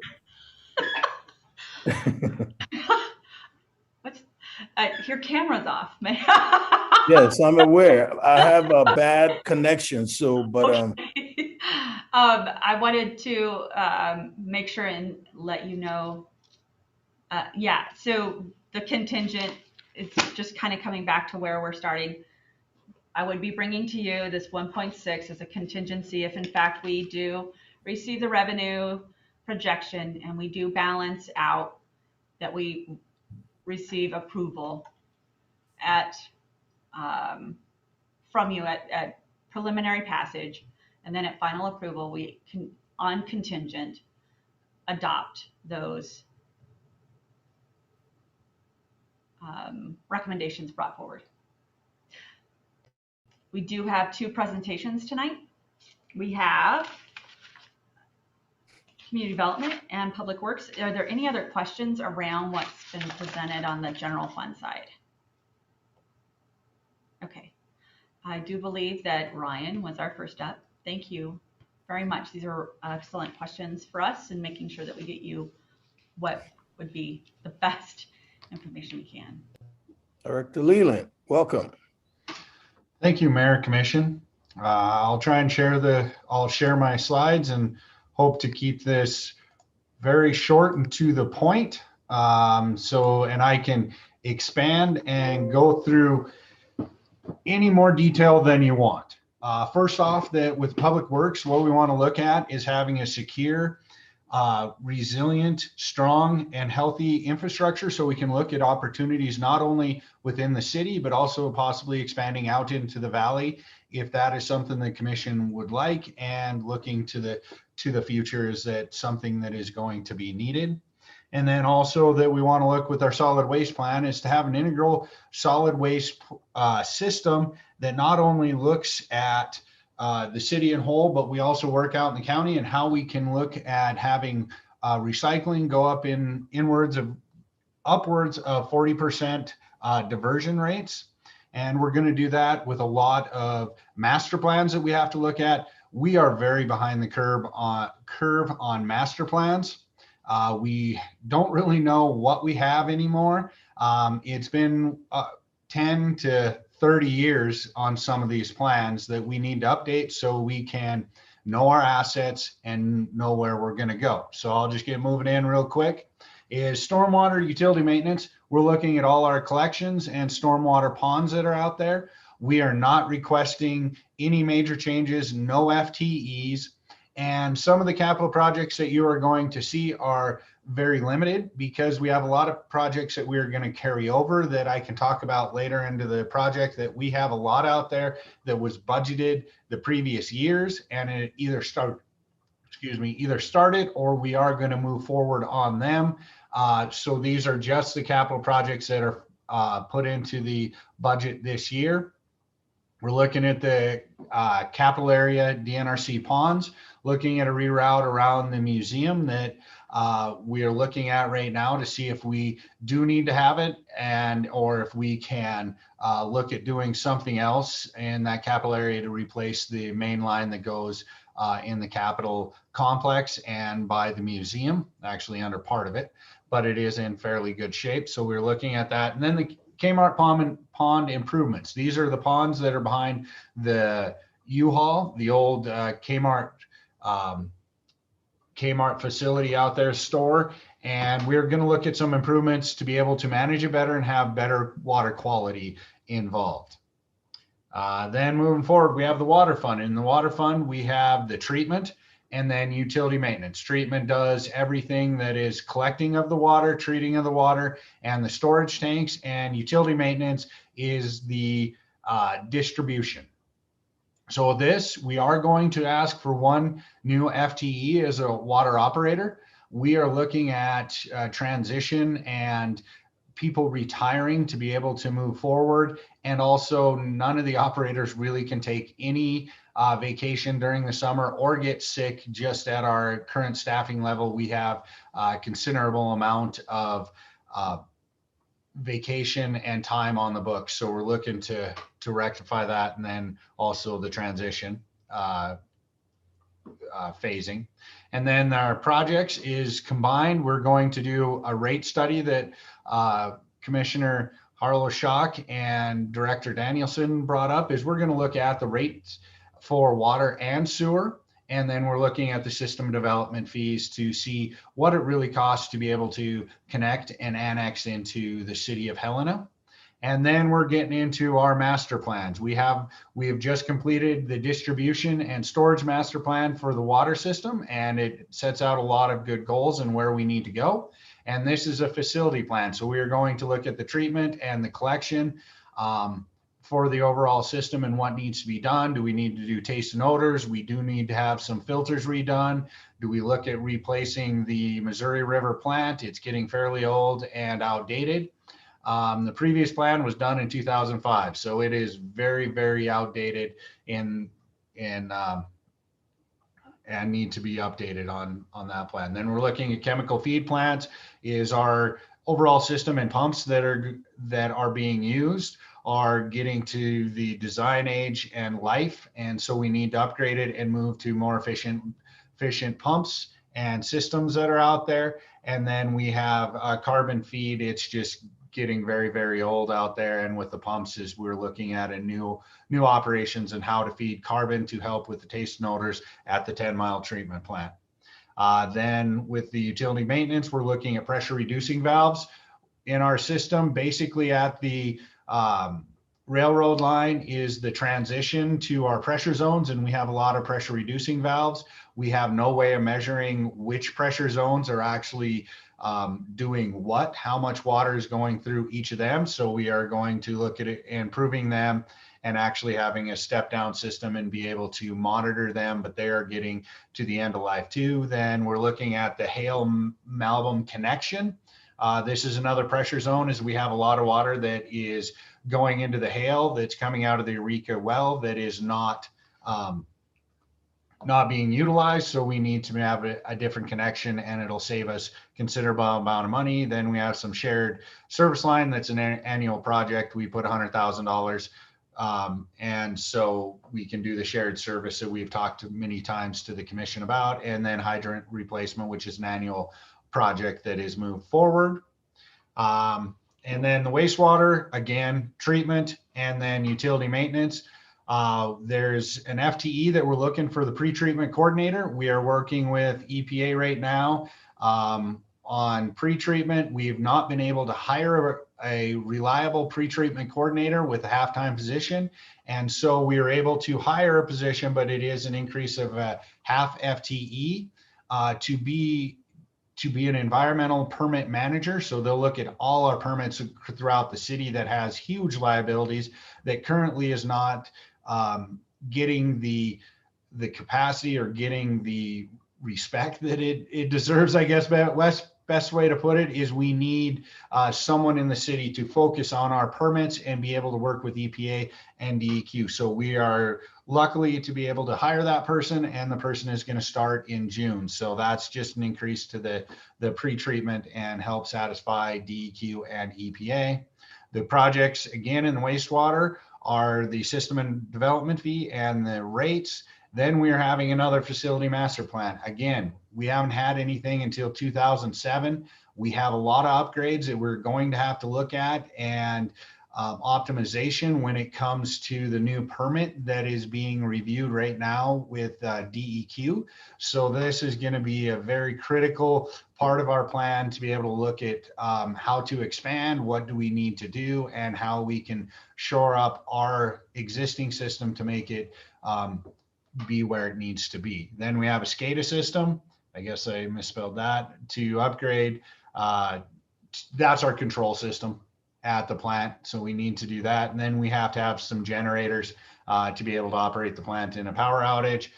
Then our manhole project, which are lamp holes, is just upgrade the manholes. They are falling apart, and then putting in manholes, the shared service. And then for pre-treatment is we need to have some security. This comes up with not only EPA, but also with our own staff, is to see the security so we know if anyone comes and dumps something that is unneeded for our system out there, or unwanted, I should say. Then the solid waste is broken out into 5 funds. We have the residential collection, we have commercial, the transfer station itself, recycling, landfill monitoring. And so looking at there is the residential is we are seeing a lot of increase in tonnage last year with the tipping fees. I think it's because of COVID. We had a lot of permit holders come in and bring a lot more spring cleaning in their yards and a lot more use of the transfer station. So we had an increase of around $80,000. Commercial, we're seeing no major changes in operation. Transfer station, nothing. And recycling is we're seeing a big increase, not necessarily this year, but in years past, in plastics baling. Is the commodity no longer is anything to be said. So we're paying to have it baled, and we're paying cardboard to be able to have it baled. So there is increase with that. Then with the solid waste, they kind of combine all the funds to pay for the different staffing levels. There's an individual staffing that goes to each of the different funds. It's all kind of intermixed. And so we are asking for 1 FTE that has previously just been temp services. We are using the temp services to take care of a permitting clerk. We'd like to bring her on full-time, or that position on full-time. And Lewis and Clark County, through an interlocal agreement, is paying the city to have a partial payment of this. It's not broken down to what the county pays and what the city pays. It all goes into one lump sum, but they are contributing for this permit coordinator to take care of a lot of the permits. Majority of them are the scratch gravel permits that are out there. So this is a combined position that is being paid for by Lewis and Clark. Then the other big one that I want to talk about is we need to do an integrated solid waste plan. This hasn't been done in the 30 years that has been out there. We have an interlocal agreement with Lewis and Clark County, and it is very entwined, and they need us and we need them.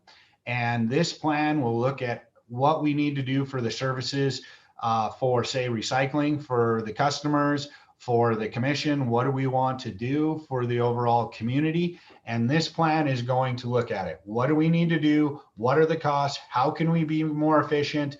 What do we want to do at the transfer station? Do we want to look at moving recycling to a bigger area and bailing it on our own?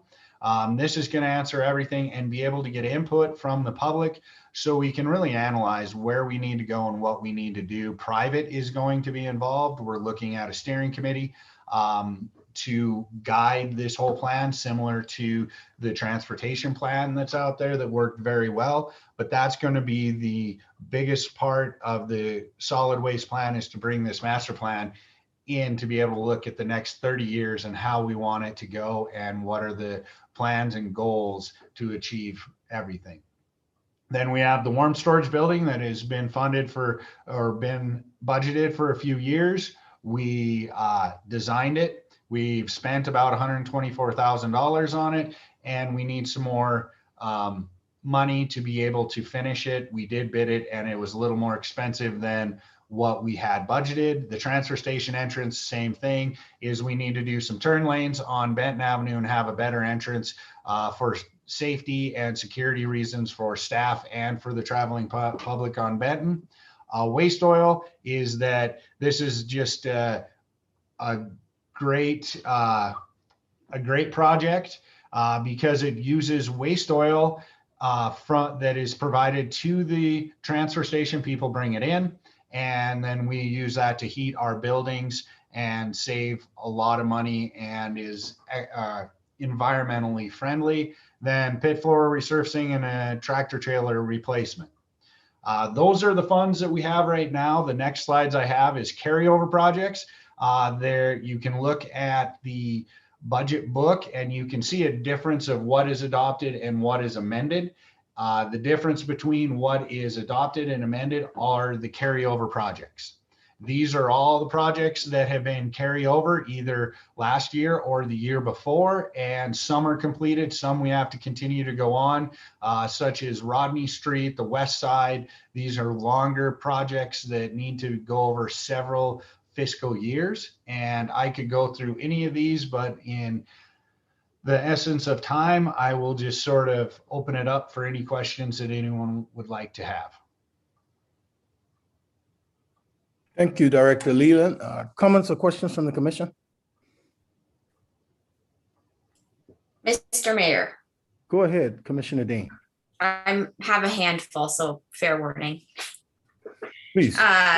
So the first one is in terms of, and this is not necessarily that specific on a specific piece of this budget, but for the goal number 1 for Public Works, the first one is to effectively coordinate, manage, secure, and communicate infrastructure improvements, operational and maintenance activities, et cetera, et cetera.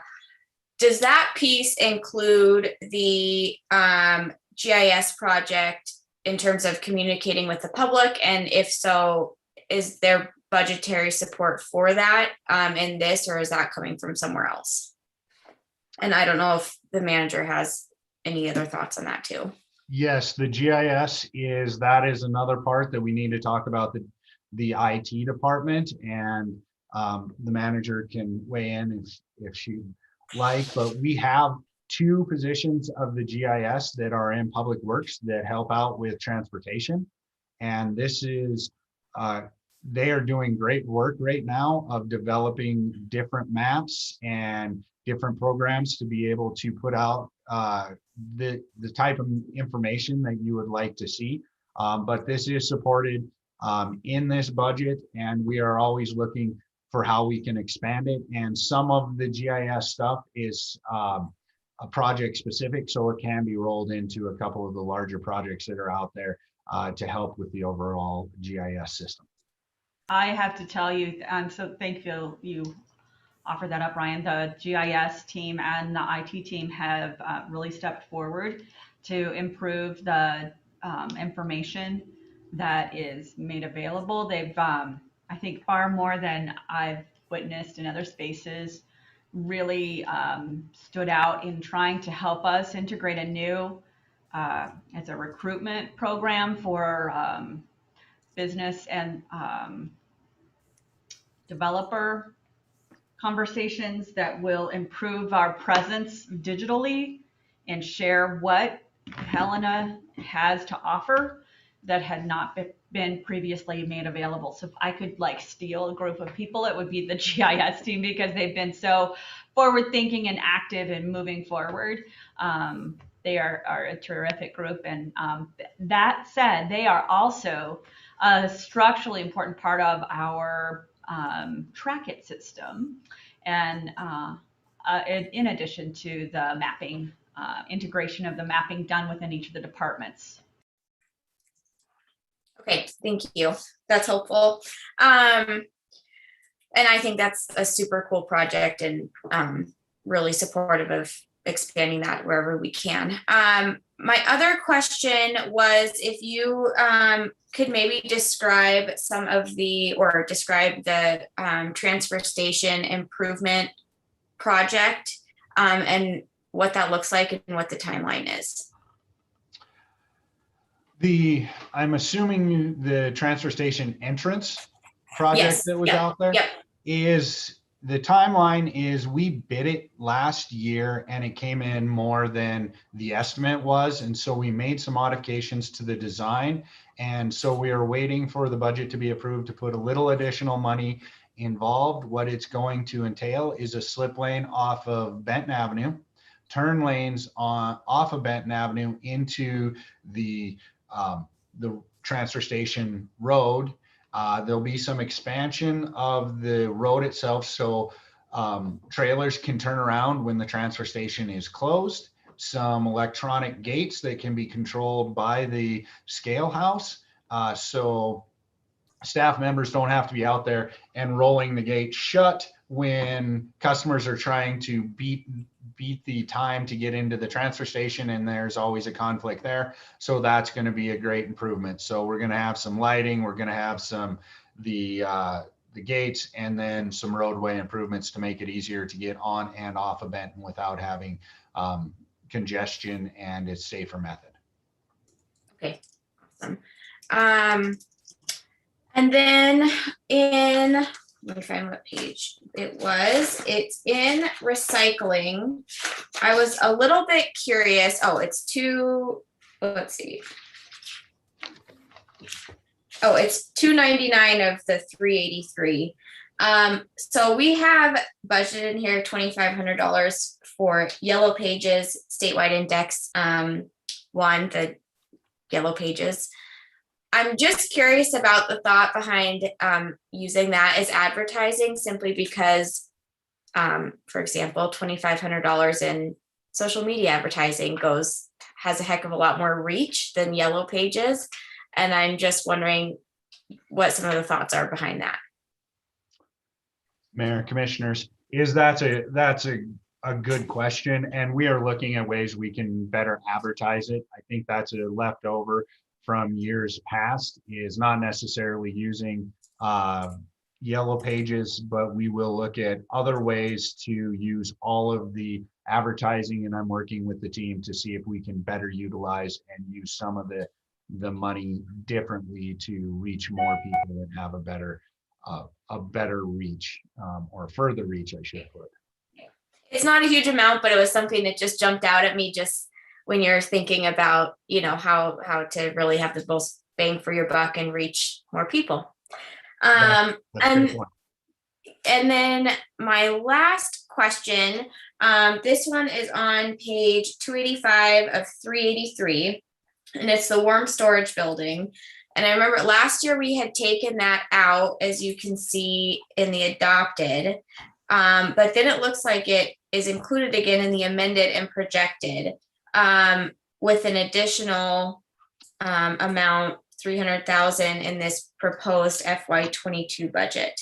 And I guess I'm wondering if we could get an explanation on how it got added back in, I guess, under the amended. And I mean, I have similar concerns as I did last year, that I don't necessarily feel like there was a case made for that kind of a expenditure that was, I guess, convincing enough for me.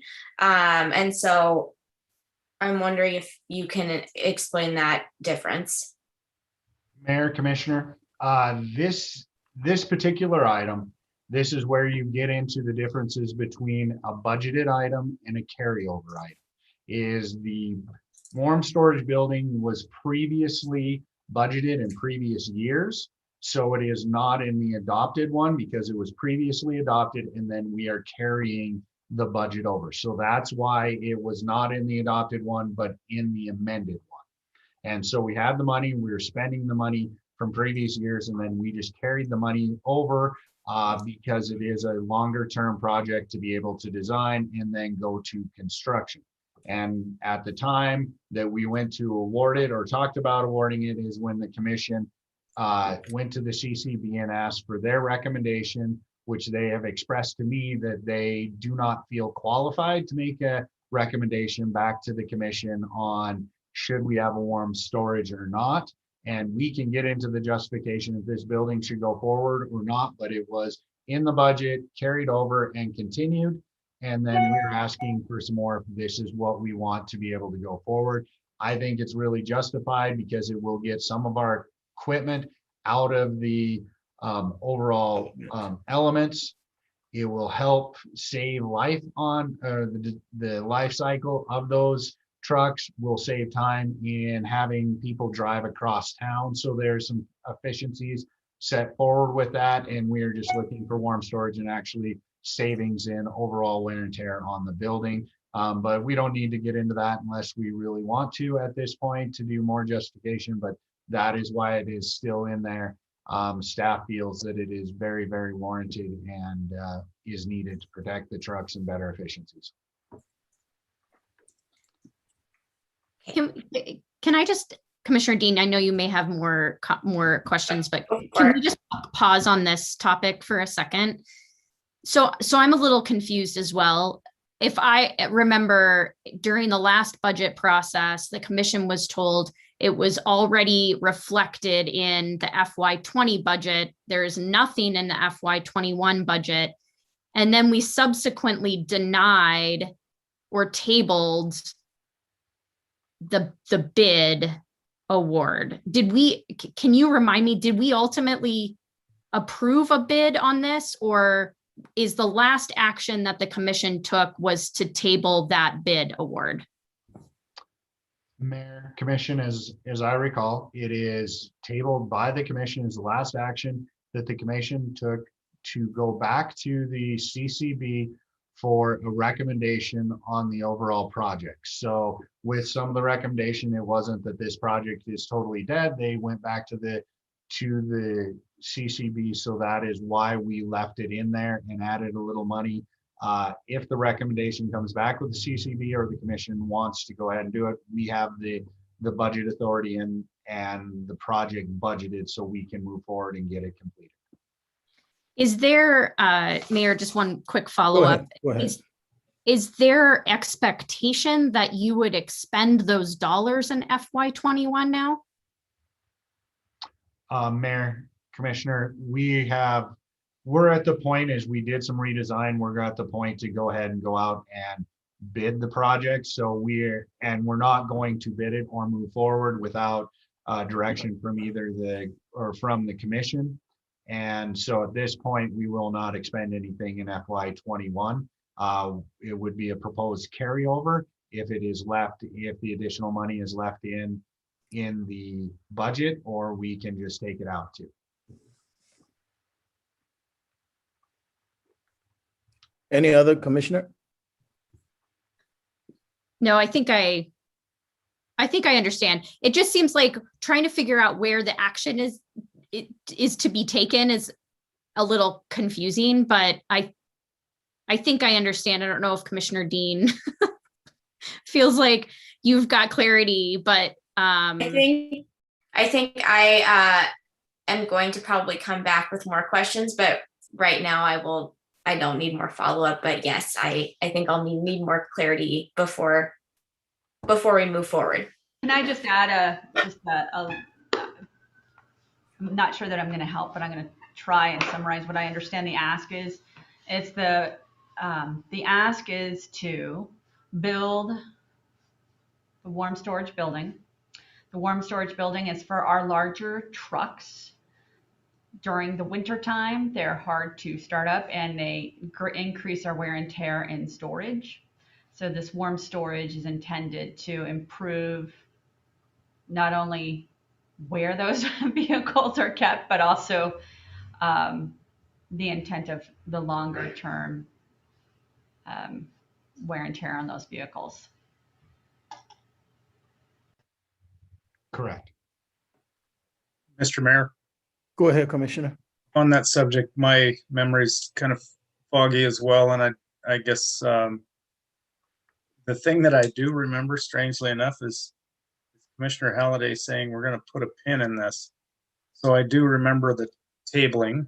I guess I would maybe like to go for myself, go back in the minutes and reflect kind of what our intent was at that time. So thanks. Yes, I mean, let's do our homework. If you have reservations, I think you should go back and see them, and let's come prepared to either table it, cancel it, make a decision. But let's go ahead and do what we need to do, because when we come back, you know, I hate to hear, oh, we have to table this again. Let's just make a decision. Yeah. A couple of well, go ahead. Oh, I was just going to say, I agree with that, Mayor. I mean, I seem to recall that part of the recommendation from staff was to table it because the bids came in so high. So it was a little separate from this policy discussion, which we ultimately really didn't get a chance to have at that moment because the recommendation was just to table it. And we really haven't come back to it. So if the time is now that we need to have the conversation, I mean, I would support that. I'm at least support having the conversation. I think I'd like to hear a little bit more from staff at some point on it. So thank you. Ms. Hollishock, I don't know what you're doing with time, but I think we should just discuss this and go from there. Because it's not a very difficult discussion. Yeah, I agree. So would you continue with how best you want to explain this to the commissioners? Director Leland or Manager Hollishock? Either one of you. Mayor, commissioners, unless the city manager wants to step in, is we have brought this to the commission. Is the overall need for the warm storage came about in a transportation master plan that ended up being a short memo and basically a design layout from the consultant to where all of the different buildings need to go, and some of the efficiencies that were brought in to say, we need recycling here, we need to expand the pit, and we need a warm storage building to be able to get the equipment out of the elements, to save the life of the trucks, and then also have the area to be able to bring them closer to the transfer station so they do not have to have the wear and tear and gas consumption to go all the way across town to the fleet building over at the street maintenance yard. And then we don't have the time of sometimes an hour or so of the trucks being pulled into a building out at the streets and then trying to heat them up so that they can go with all the hydraulics and the diesels. It's very rough on them. So staff has brought up that we do need this warm storage. It was previously approved in the budget by the commission. It did not get completed in that budget, but we do have a design now and we are moving forward. In addition to just the building itself, for the larger trucks, to put the fleet inside, we are also looking at moving some of the existing locker rooms and break rooms away from the transfer station. A lot of the staff has their break room and has their lockers in the transfer station itself. And when it opens up, it has all the dust and everything to the pit floor, and it can be very nasty at times. So we're looking at moving that away for better work environment and safer work environment. So that is in addition to what we were looking at with the trucks to be able to clean them and do everything in a centralized location. Let me know if you have questions because I can keep expanding. Can we get a copy of the, sorry, Mr. Mayor? Go ahead.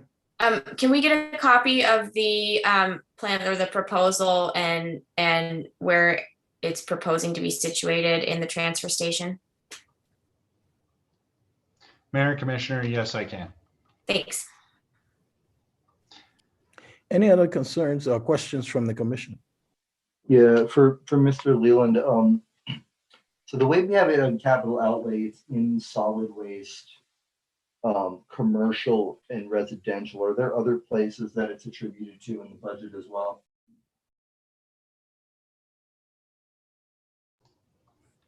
Mr. Leland, Director Leland? Mayor, Commissioner, you're asking where was it budgeted in all the different funds? Yeah, I mean, I saw about a 1.2 in solid waste residential and about 50 in commercial. I wasn't sure if there were others that I was missing spread across either transfer station or recycling. The transfer station budget itself does have money budgeted right around 90,000 in the transfer station itself. Recycling, we have a small portion of the warm storage in the recycling. I guess we do not have any in the recycling budget. It's transfer station, commercial, and residential is where the warm storage is going to come out of. Was there a reason why the lion's share of it is attributed to residential? Why it's not being split closer with commercial? Mayor and Commissioners, because it's the residential fleet that it is going to house and only a small portion of the commercial fleet. So that is why the lion's share went to the residential, will be their fleet that is going to use the warm storage. Which master plan was this recommended, or which master plan was this from? This is, and I will have to get the exact date, but it was a master plan that was, I believe, it was the transfer station master plan, and I believe it was around 12 years ago that it was completed. I would have to get the exact amount, and I'm trying to find the memo that was brought forward for the warm storage that can hopefully spell a lot of this out for you.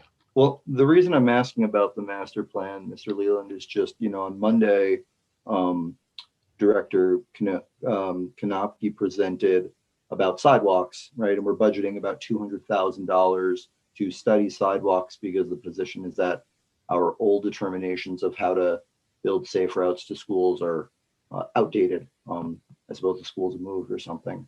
But here we've got a recommendation that sounds like it's relatively old, and it looks like we're budgeting north of 150,000 for a new solid waste master plan. Would staff have any thoughts about whether we should wait and see where something like this fits into the master plan, given our position regarding outdatedness of our sidewalk policy? Why are we so focused on using one that would be this old?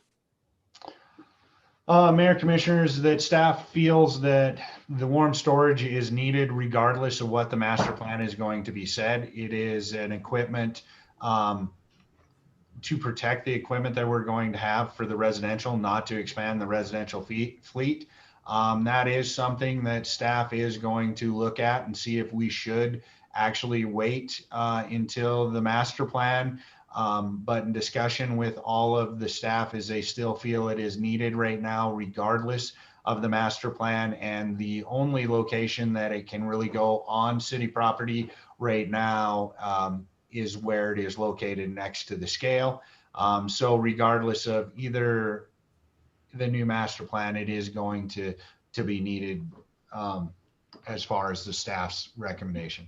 Can I ask a question of parliamentary procedure on approvals. It sounds like this was already approved as part of a budget, but tabled by the team. But just because it was tabled and not the funding not spent, the question I have, I think, is, and I'm sorry, this is a question that I have for, I think, Thomas, and I hope you're okay if I ask this question, Mayor, because I'm not sure if it's already been approved in a budget and it has only been tabled because it was part of a poor bid.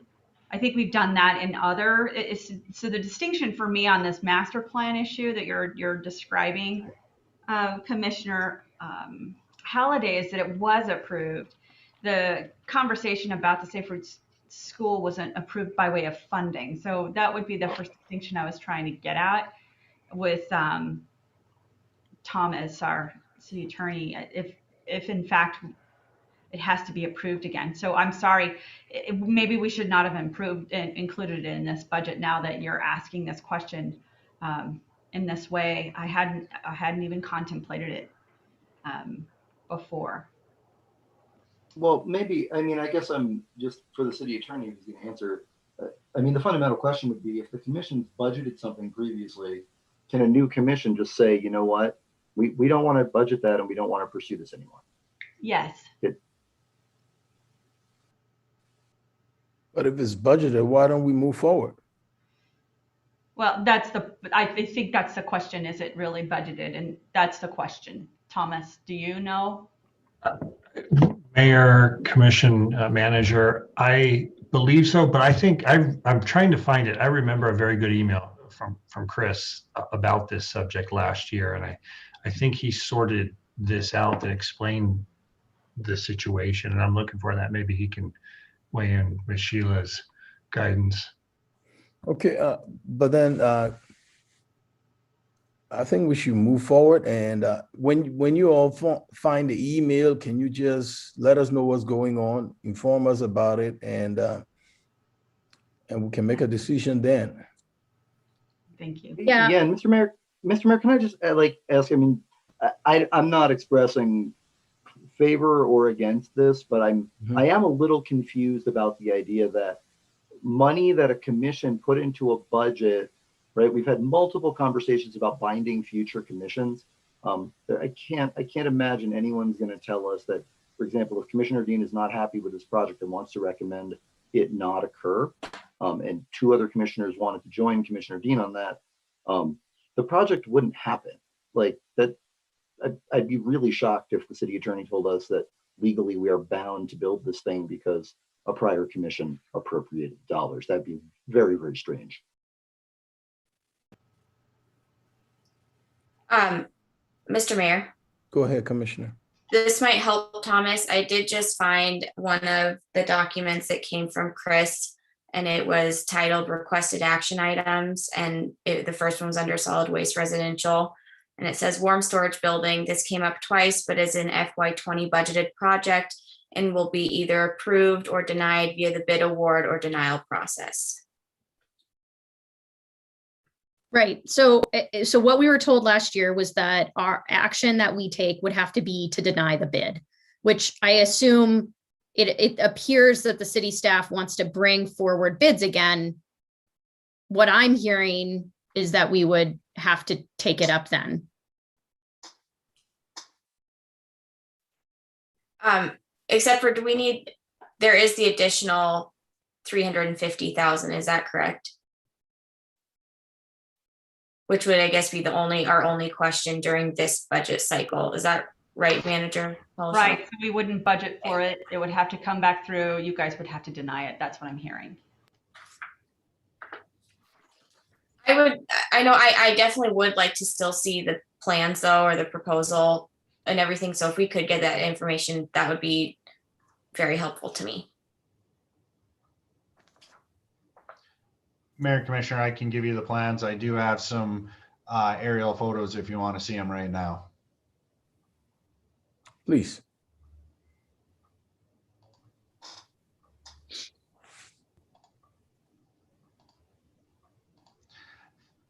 Mayor, Commissioner, it's not the exact location of where the building goes. It actually got shifted closer to the transfer station.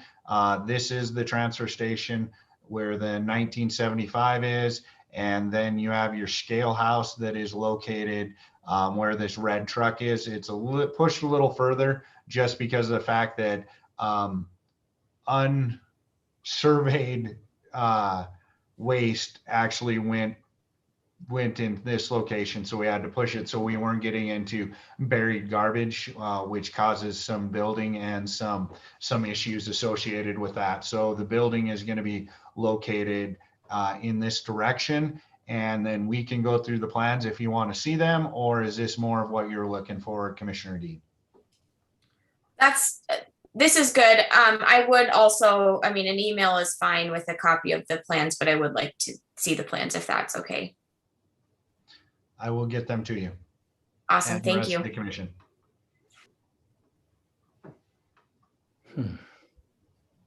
Mayor, I have a couple, if we're done with the transfer station, and if Commissioner Dean was done with questions, I I'm had done with mine. What's that? I didn't hear any, Commissioner Dean, are you done? I'm done with my questions, thank you. Commissioner O'Loughlin? Thank you, Mayor. So I just have a couple questions, like kind of big picture questions. And maybe I'm just misunderstanding this, but I'm looking at page 79 of our packet, which is the fiscal year 2022 summary of changes for all of the funds within this department. And I'm looking at capital outlays. It shows that we're projecting 25 million in this current year. And then that drops down for the proposed 2022 budget to 6.8 million. And I'm just curious, is that just a timing issue? I mean, I see that our projected is well above what we had proposed. Can you walk through which funds most of those changes are happening and why? Good one. That's a great question. That's one that I asked. Thank God. That one is a great question. Mayor, commissioners, yes, I can walk you through it. It is all of why it was 25 million and down to 6 is all our carryover projects.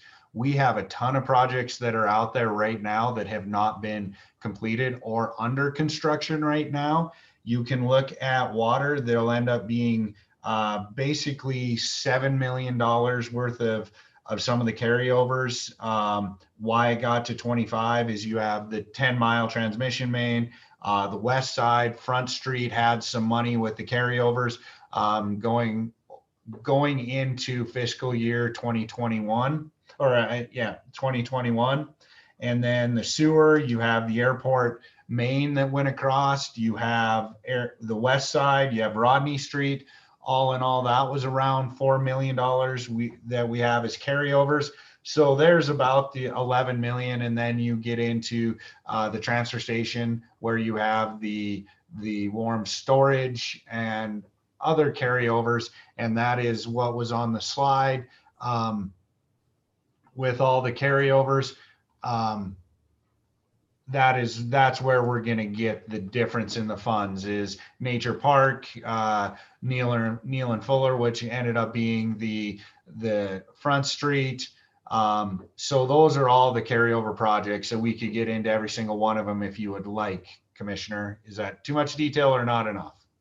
No, I think that's helpful. I mean, just sort of big picture then, are these sort of the increased projected capital outlays in each of these funds? Do we have what's needed to cover it at the current assessment rates? I mean, I know that we're assuming that that this is assuming existing assessments. But are there any funds that we should be particularly sort of keep our eye on as far as just sort of structurally where we sit? Mayor, commissioners, we will eventually have to look at some of the funds. We aren't proposing any increases at this time. Water or wastewater is the one that we'll have to take a look at. And what we're doing for that is to do the rate study, and the impact fee is we would like to establish those fees through a better methodology to bring forward. So that's why we're not proposing anything at this time, is to come up with the rate study. There is a few debt projects that we would like to get SRF loans for moving forward, and there's only a couple of them, such as the scum pit and a couple of the other ones that I can get, let you know. It's the scum pit, slip lining, and the north side gravity main to get a lift station off. But other than that, we are going to stay within the same assessment, and this reflects the assessment without increasing anything. Okay, that's helpful. So I have two more questions. My second question is just going back to the staffing. I know that there are some new staff proposed, which you went through in a fair amount of detail, but I'm now looking at page 14. Nope, sorry, page 15 of the 383, just with the public works FTE authorized. And I just noticed that engineering, it looks like engineering's going from at 8.5 to 11, which I didn't hear you mention, but maybe I missed it. What's that change? Mayor, commissioners, we are not proposing any new FTEs. It's an organizational chart issue, and it's an organizational issue where we're bringing over the GIS to be underneath engineering, so it can spread out throughout all of the departments instead of being set alone in, say, water, and that is where the FTEs are coming up. Okay, that's helpful. Thank you. And then my last question is just related to ARPA. And if city manager, if we plan to have a separate, more detailed conversation about this, I'm fine to hold it. But my assessment is that we would have, oh, look at this. This is great. So, my estimate is that in addition to the automatic allocation that we would receive as the City of Helena, that based off of House Bill 632, we may receive an additional 5 million that we could apply for. The timeline's pretty quick. I am curious. I mean, this is way more than that, but so what do you envision that projected 5 million to be used for? And I think the way that the guidance says is sort of necessary water sewer. Mayor, Commissioner, great question. And what we're looking at is there's also a third pot of money that this also includes, that we can go up to $25 million per with a competitive type process. And we are looking at getting consultants on board in a time frame to get the applications done because it needs to be done by April 1st. All of the applications have to be in by, July 1st. And so we will look at this, and the 5.5 is we need to match it too. We can use other money to be able to match it, but these are kind of the priorities, and I hope I'm not stepping on toes, city manager, but our Redeemer's Church is where we're looking at it. The 10-mile transmission main, the second phase of it, because it'll help with the overall project. And these are kind of in priority, not necessarily 100%, but that's where we're looking at. And then the gravity airport main to help serve, say, the Padbury development and Mount View Meadows development out there, is to be able to get a lift station offline and go across the airport. So these are what I'm recommending going forward, and getting some applications going forward, or have someone on board to be able to get them done by July 1. And then are those projects already reflected in here? I'm trying to think. So like 10 Mile, for example, is that phase already reflected in the 2022 budget? Mayor, Commissioner, no, those are outside of our budget. So they are the one-time, they're the big projects that we need to go and look at either getting grants or something. So it is outside of our budget. So it won't change what is before you. Okay, so both the revenue and the expenditures are not included. So when we look at our structural balance, that is not factoring in that, at least that 5 million. Correct. Yep. Okay, thank you. I mean, that's going to be spent elsewhere. So we got to figure out how to balance without it.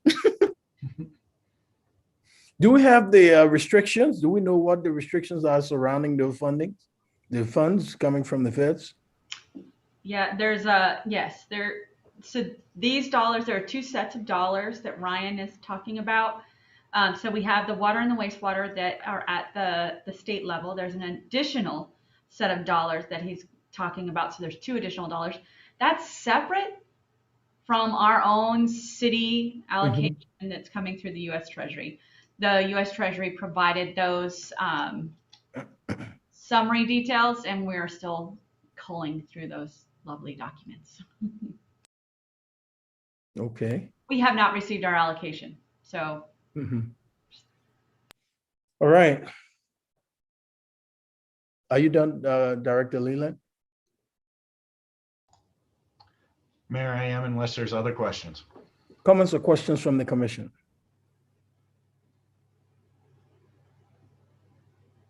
Thank you, Director. Manager Hollishaw. Thank you. Next up is Sharon Hogan, our Director of Community Development. You have the floor, Director Hagen. Mr. Mayor, can you hear me? Yes, ma'am. We can hear you. Okay, I've been having trouble with my audio. Here I'm here to present the Community Development FY22 budget request. We're a small department, so our requests are going to be limited to basically two funds and then a little bit information about the Housing Trust Fund. For our goals, just as a reminder, are the building division, we want to create a completely electronic permitting system that provides complete access to our staff, our contractors, and our professionals.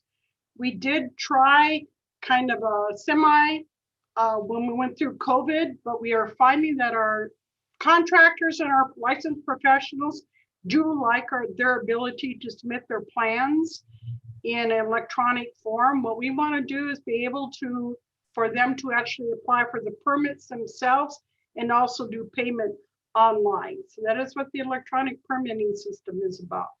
Under the planning provision, we're looking at implementing the 2019 growth policy. We want to ultimately create 3 neighborhood plans in the next 4 years. We want to coordinate land use development issues with East Helena, Lewis Clark County, and other adjacent jurisdictions. We want to identify funding mechanisms for implementing infrastructure plans and for the extension of those infrastructures, particularly in the urban services boundary. We want to work with Lewis and Clark County, East Helena to do joint standards for our consistent regulatory structure in the city and the surrounding area. We are going to review all our regulations and ordinances to identify barriers for development, but while still ensuring the city's residents' health, safety, and welfare. We are anticipating fully implementing the Cruz vision in 10 years. And what I mean by fully implementing, I mean the lots have been created, they've been sold, and we actually seen buildings on them. Fully fund the Housing Trust Fund and then to form a redevelopment agency and implement the redevelopment strategy. You're going to be hearing a presentation about the redevelopment strategy and our findings of our consultant at, I believe, the next admin meeting. For this year, our goals are going to be to continue to work with the e-tracket system to be provided by, when provided by the IT department, I apologize, and also to provide training for contractors and also professionals. We'll be finalizing the process for selecting neighborhoods. There'll be focus on the neighborhood center process. In fact, my staff is closing in on that process. We'll be presenting it to the commission in the next couple admin meetings, and we will be completing at least 1 neighborhood plans. It would be, if possible, we will start in on the 2nd neighborhood plan, and then we'll finalize the policies and procedures for implementing the Housing Trust Fund and funding 1 project at least for this next fiscal year. We do have a contract and we're just finalizing that with the city attorney, with the consultant who's going to help our new housing coordinator finalize that document, help us get started in the process of selection of the advisory group and fully implement that housing trust fund so we can get up and running. Our goal is by July 1st. This year are some of your changes. We are asking for, it shows 0.5 FTE. It's closer to about 0.3 FTE for planner. If you recall, Miss Lucy Morel Gankler, she was not full-time, she was part-time, and she was a planner 1. This planner position will be dropping from a planner 2 to a planner 1. It will primarily focus on more of the administrative aspects of the planning division, such as approving business licensings for zoning compliance, looking at building plans for zoning compliance, and doing some of our board of adjustment work. Maintenance and operations, we did have an increase, and it was overall from what was budgeted last year, it was an increase to get consulting resources from neighborhood planning in the event that our consultant, our staff, it gets busy and we need a consultant to help work on those neighborhood plans.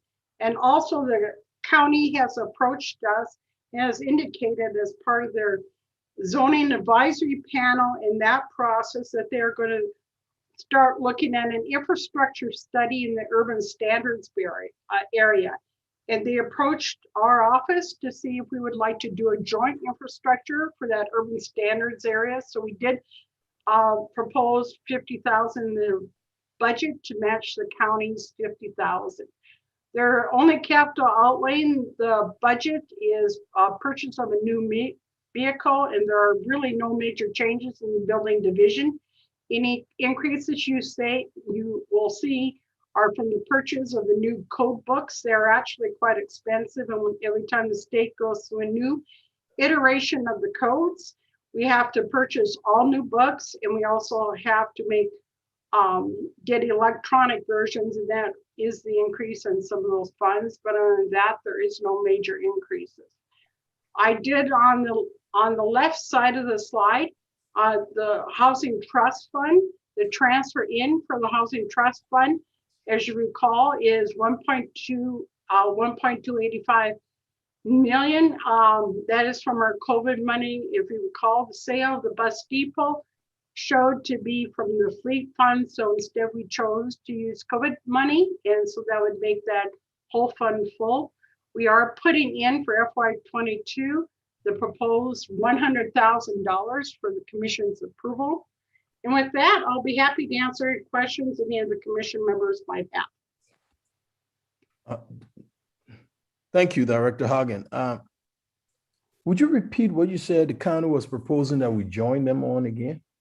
For the county is, if you're familiar with that zoning advisory panel that they're doing, one of the things that they're looking at is standards in their rural, transitional, and urban area.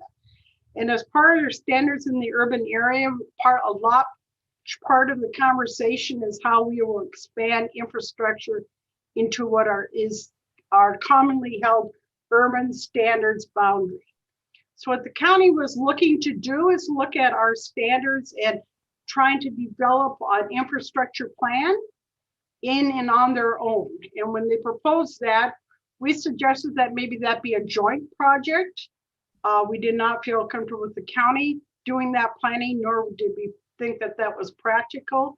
So I did indicate that we would put in another 50, we would put in 50,000 to match their 50,000 to do that infrastructure study to help complement those joint standards that we would use in that urban standards area that's outside the city limit, but adjacent to the city. I don't know if that answered your question, Mr. Mayor. Yes. So, but what would be the negatives if we didn't? Mr. Mayor, I don't see a negative to that, but so what's the positive then? the positive is that if we jointly do it, then we have joint control over the study and the findings of the studies, the selection of the consultant, and we'll have equal say in terms of how that planning process and what information is going out to the citizens and in the planning processes.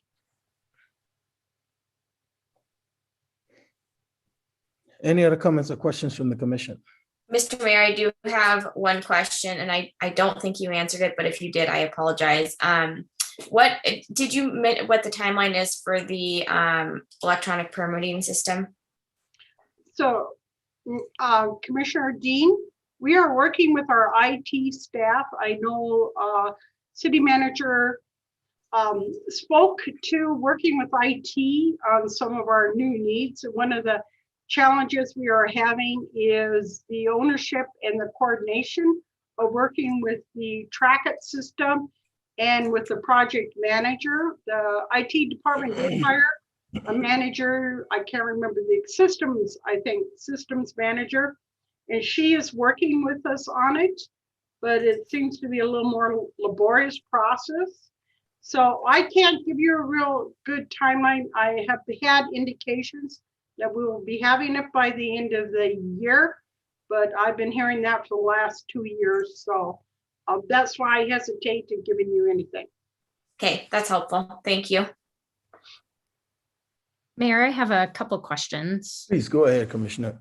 So on that note, is I'm looking at, again, page 14, the just summary of authorized FTE by division. And it looks like building division is dropping from 10 to 9.5. Is that tied to this Trackit? Commissioner O'Loughlin, what that actually is that we use temporary plans examiners and inspectors during the summer, but we are now feeling a little more comfortable in dropping one of those temporary positions.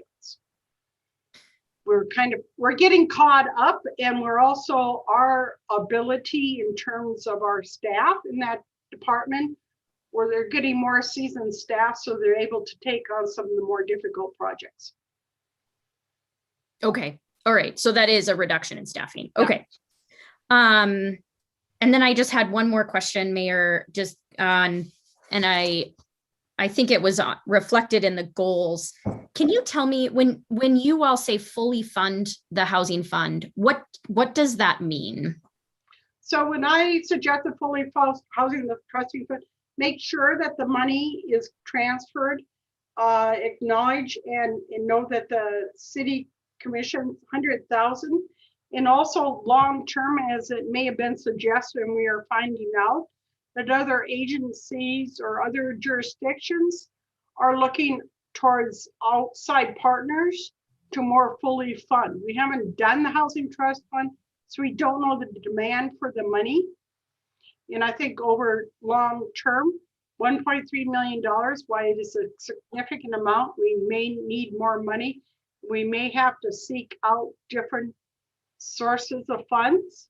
So the intent there for the long-term goal, and remember these are more longer-term goals, is to make sure that the housing trust fund is coming close to meeting, at least attempting to meet some of the needs out in the community by not only the general fund, but if other sources of funds, whether it be more state money or any private foundations or partners from banks or any new innovative things that they might allow us to do, like a real estate transfer tax, which I know they don't.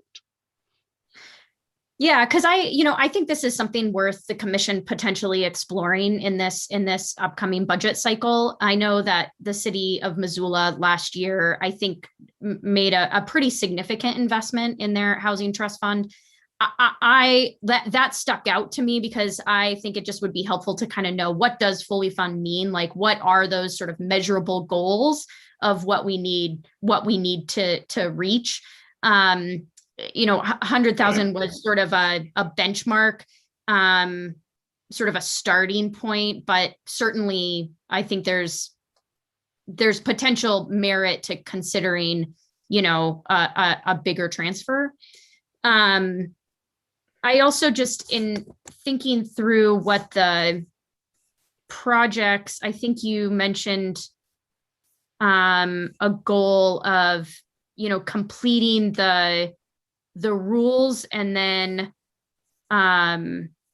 funding one project. Do you know, given sort of what's been deposited, what we have in that fund today, what's the projected expenditure potentially into the next fiscal year? Commissioner Laughlin, we will have, as of well, currently in the fund we have 1.2 given some money. In terms of expenditures, it might be quite possible, based on the policies and procedures, again, that if we could either spend all that money or a portion of that. One of the things that we'll be discussing is if there'll be a cap by any one particular project in terms of requesting funds. In the equation I would have is when you look at, for example, a home program or community development block grant funds, they only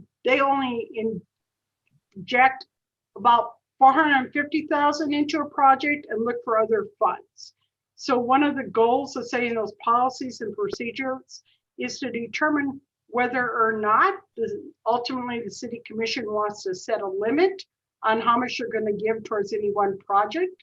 So I guess what I'm trying to say is I can't project that until we have a better sense of whether or not there'll be a limit project, because the reality is $1.3 million project, if you have a $5 billion project, could be eaten up by one project. But I don't feel that that's the intent of the commission, but that's part of that policy and procedure discussion. Yeah, I think that's going to be really important in this conversation. I don't think it was the intent to fully spend down that. I mean, if we ultimately fully spend it down and what is being proposed is a mere 100,000 transfer into the next fiscal year, I think this isn't a very successful trust fund in the long term, right? So thinking through what does is particularly if we're lending this money out, which I believe other trust funds do, what does that solvency look like? How much do we need to what is our goal for how much we need to invest into this? And then what's the smaller chunk of money that we can allocate year over year? It sounds like that is going to come maybe to us and in the guidelines, but this is a budget conversation. And I think it's really important that we start to tease out what is it that we need to start thinking about. If a goal, I think a big component of the conversation we had around the strategic vision of this commission was around housing, right? And how that fits into this. The preliminary budget that we got had no additional transfer in. I understand that 100,000 is being proposed, but what is, if we talk about a goal of fully funding, I think this is truly a commission priority, right? And part of our strategic vision. So I think it would be helpful for us to really tease that out and think through what is needed in this next fiscal year to continue to sort of build over time. Commissioner Luff, I don't know if you're looking for a response, but in the example that Missoula had, I think by year 10, if I recall, they're looking to have $10 million in their housing trust fund. So I understand, I agree with what you're saying. I think it is part of a broader conversation to have an ongoing fund and a sustainable fund, similar to what our solar loan program is on a smaller basis. But okay. Thank you, Commissioner. Thank you, Director Hagen. Any other questions for Director Hagen? Mr. Mayor. Go ahead, Commissioner. Thank you. Either for the manager or Director Haugen, how did we arrive at 1.285 million of CARES funding? I guess would be CARES funding. How or when and when? Commissioner Logan, I'll let Commissioner Hollishaw or Finance Director Commissioner Daniel Hollis, can sure. answer that question. Okay, Commissioner Hollishaw, let's do it. Oh, excuse me. It's been a long day. I hear you. I hear you. Manager Hollishaw, are you going to answer Commissioner Logan's question? So on the CARES funding, I wanted to, I think we have to come back to it based on first a larger conversation around that restart. And Sheila, I think I'm going to turn to you for a second while I grab it, okay? Sure. When as far as the dollar amount that was captured for that particular transfer, we were Manager Hollishock had put out to the commission the different options on how we wanted to use that CARES funding, and I can't recall how we got to exactly 1.285 million from that, but it was part of that process that she sent out that tool on the balancing act tool for the commission to vote on how we could use those funds. Okay, thank you. Mm-hmm. Thank you, Commissioner Logan. Any other comments or questions from the commission? Thank you, Mr. Director. Mayor. Oh, go ahead, Commissioner. Yeah, so for Ms. Haugen, I know we're going to talk about the redevelopment agency and hear some recommendations and other stuff over the next couple of weeks. Given this short timeline, the sort of constantly moving numbers that we're seeing, we're going to see a preliminary budget proposal sometime in the next week or two. Are you aware of any needs, recommendations from that consultant that to get this RDA over the hump in the next 6 months and then really get it up and running the 6 months after that into the next year, that we're going to need any money in community development at this time, unless there's some budgeted into this current budget, but I didn't see any. Commissioner Halliday, part of the work that we have asked in their contract is that they develop a draft budget for us. So we'll have some of those numbers. I do recall, and I do believe that the commission honored that request, that $100,000 of the CARES money was put aside for the redevelopment agency, and the intent of that money was to help it get over the hump, as it were, at least for the initial 6 months. And if we are looking towards budgeting a portion of some of the TIF money to help pay for that position, we'll be looking at that as an option too. So I'll have a better answer for you in a couple of weeks, but that's two of the measures that we have looked at to help get us over that hump, as it were. I hope I answered your question. Yeah, it would be great to know any of those numbers, especially matching it up with what you're saying currently exists from that CARES money, anything else we've budgeted. It would just be, terrible to miss this opportunity right now to bridge that gap, or look at each other in 3 months and say, oh, we don't have the money. So anything you can do to bring that number back to us in the next couple of weeks would be fantastic. I will get that number to you.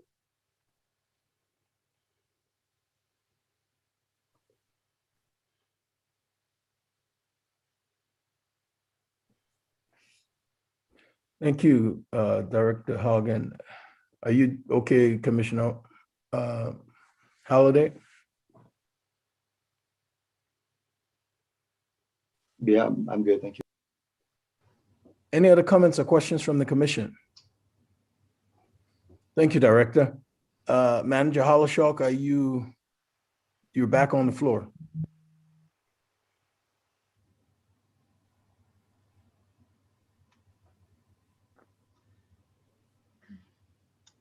I think you're muted. Yeah. Thank you. Our next meeting, that was me looking at the calendar. Our next meeting is May 26th.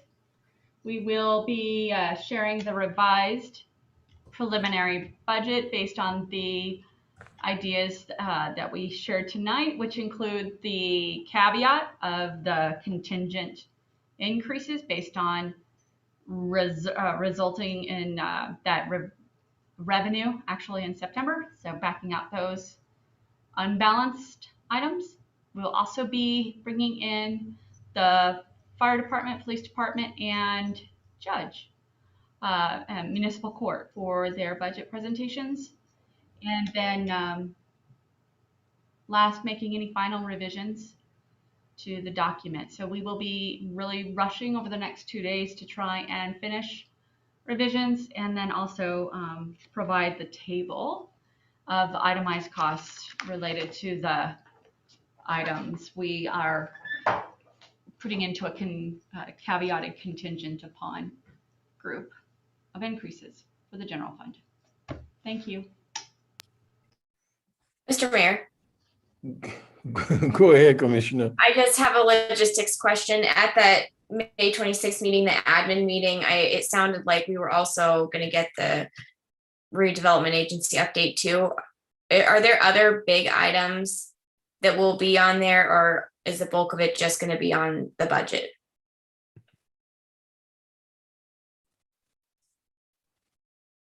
Manager Hollishaw? I'm sorry, I had a, can you restate, can you ask the question again? I'm apologizing. No, that's okay. It was just a logistics question for next Wednesday at the admin meeting, where we are having our third or fourth session, I guess. Is it going to be, and it sounds like we're going to get an update on the redevelopment agency piece too. Are there other big items during that admin meeting, or are we just more or less focusing on the budget? As I recall, that's a great question. As I recall, it is only and it's because it is such a large, it's May 26th. Let me pull it up 1 second. I apologize. So, and I probably could have looked at our draft, but sorry. Oh, no, it's fine. No, it's fine. The 26th, we have general fund conversation. That's it. We have an update from the Public Health Board revisions review, which City Attorney Joden will be providing. There's been conversations with the county regarding the new rules specific to boards of health and whether or not they have the authority to make the decisions they have. They've come up with a variety of options, and you'll be asked to, we'll bring a recommendation to you and then asked to get your support in coming back to a conversation with the county. Awesome. Okay, great. Thank you. Mm-hmm. Can I add Any one? final comments? Can I just add one budget Please. related topic to maybe talk about on the 26th? And now I thought I tabbed it, but I didn't. The particular fund with the COVID funds, could we just walk through that fund? Because I'm not sure I understand it. For next week. Did you get that, Director Danielson or Yeah, it was Manager the general Hollishaw? fund, right? That what we're talking about are the general fund savings. Fund 290. Yes, the particular account where those dollars are deposited. Oh, Yeah, Fund 290 is thank Commissioner you. Halliday just referenced. Thank you, Mayor and Commissioner. We can do that. Christopher Cooey, our budget analyst, has been responsible for tracking all of those COVID monies and savings and how they've been allocated. And so just in general, I can tell you, and he will walk you through it, but just in general, I can tell you what happened is that the federal funding got deposited into Fund 290. And the expenditures that were approved, and those were all reimbursement-based federal funds. The expenditures that got approved then got coded to that particular fund. And so what happened is the costs transferred from, either fire, police, or SSD 911 services from those funds into the 290 fund to offset the reimbursement. And so it was just a matter of reclassifying the expenditures from where they were originally budgeted, either in the general fund or the 219 fund, which is the SSD 911 fund, to the Fund 290. And so it just nets to zero. Okay. So if you'd like a little bit more, like a Yeah, flow and chart if- of how that And happened. if it's easier for me to just talk to Mr. Cooey, I can do that rather than if it's not, that's fine too. Okay, thank you.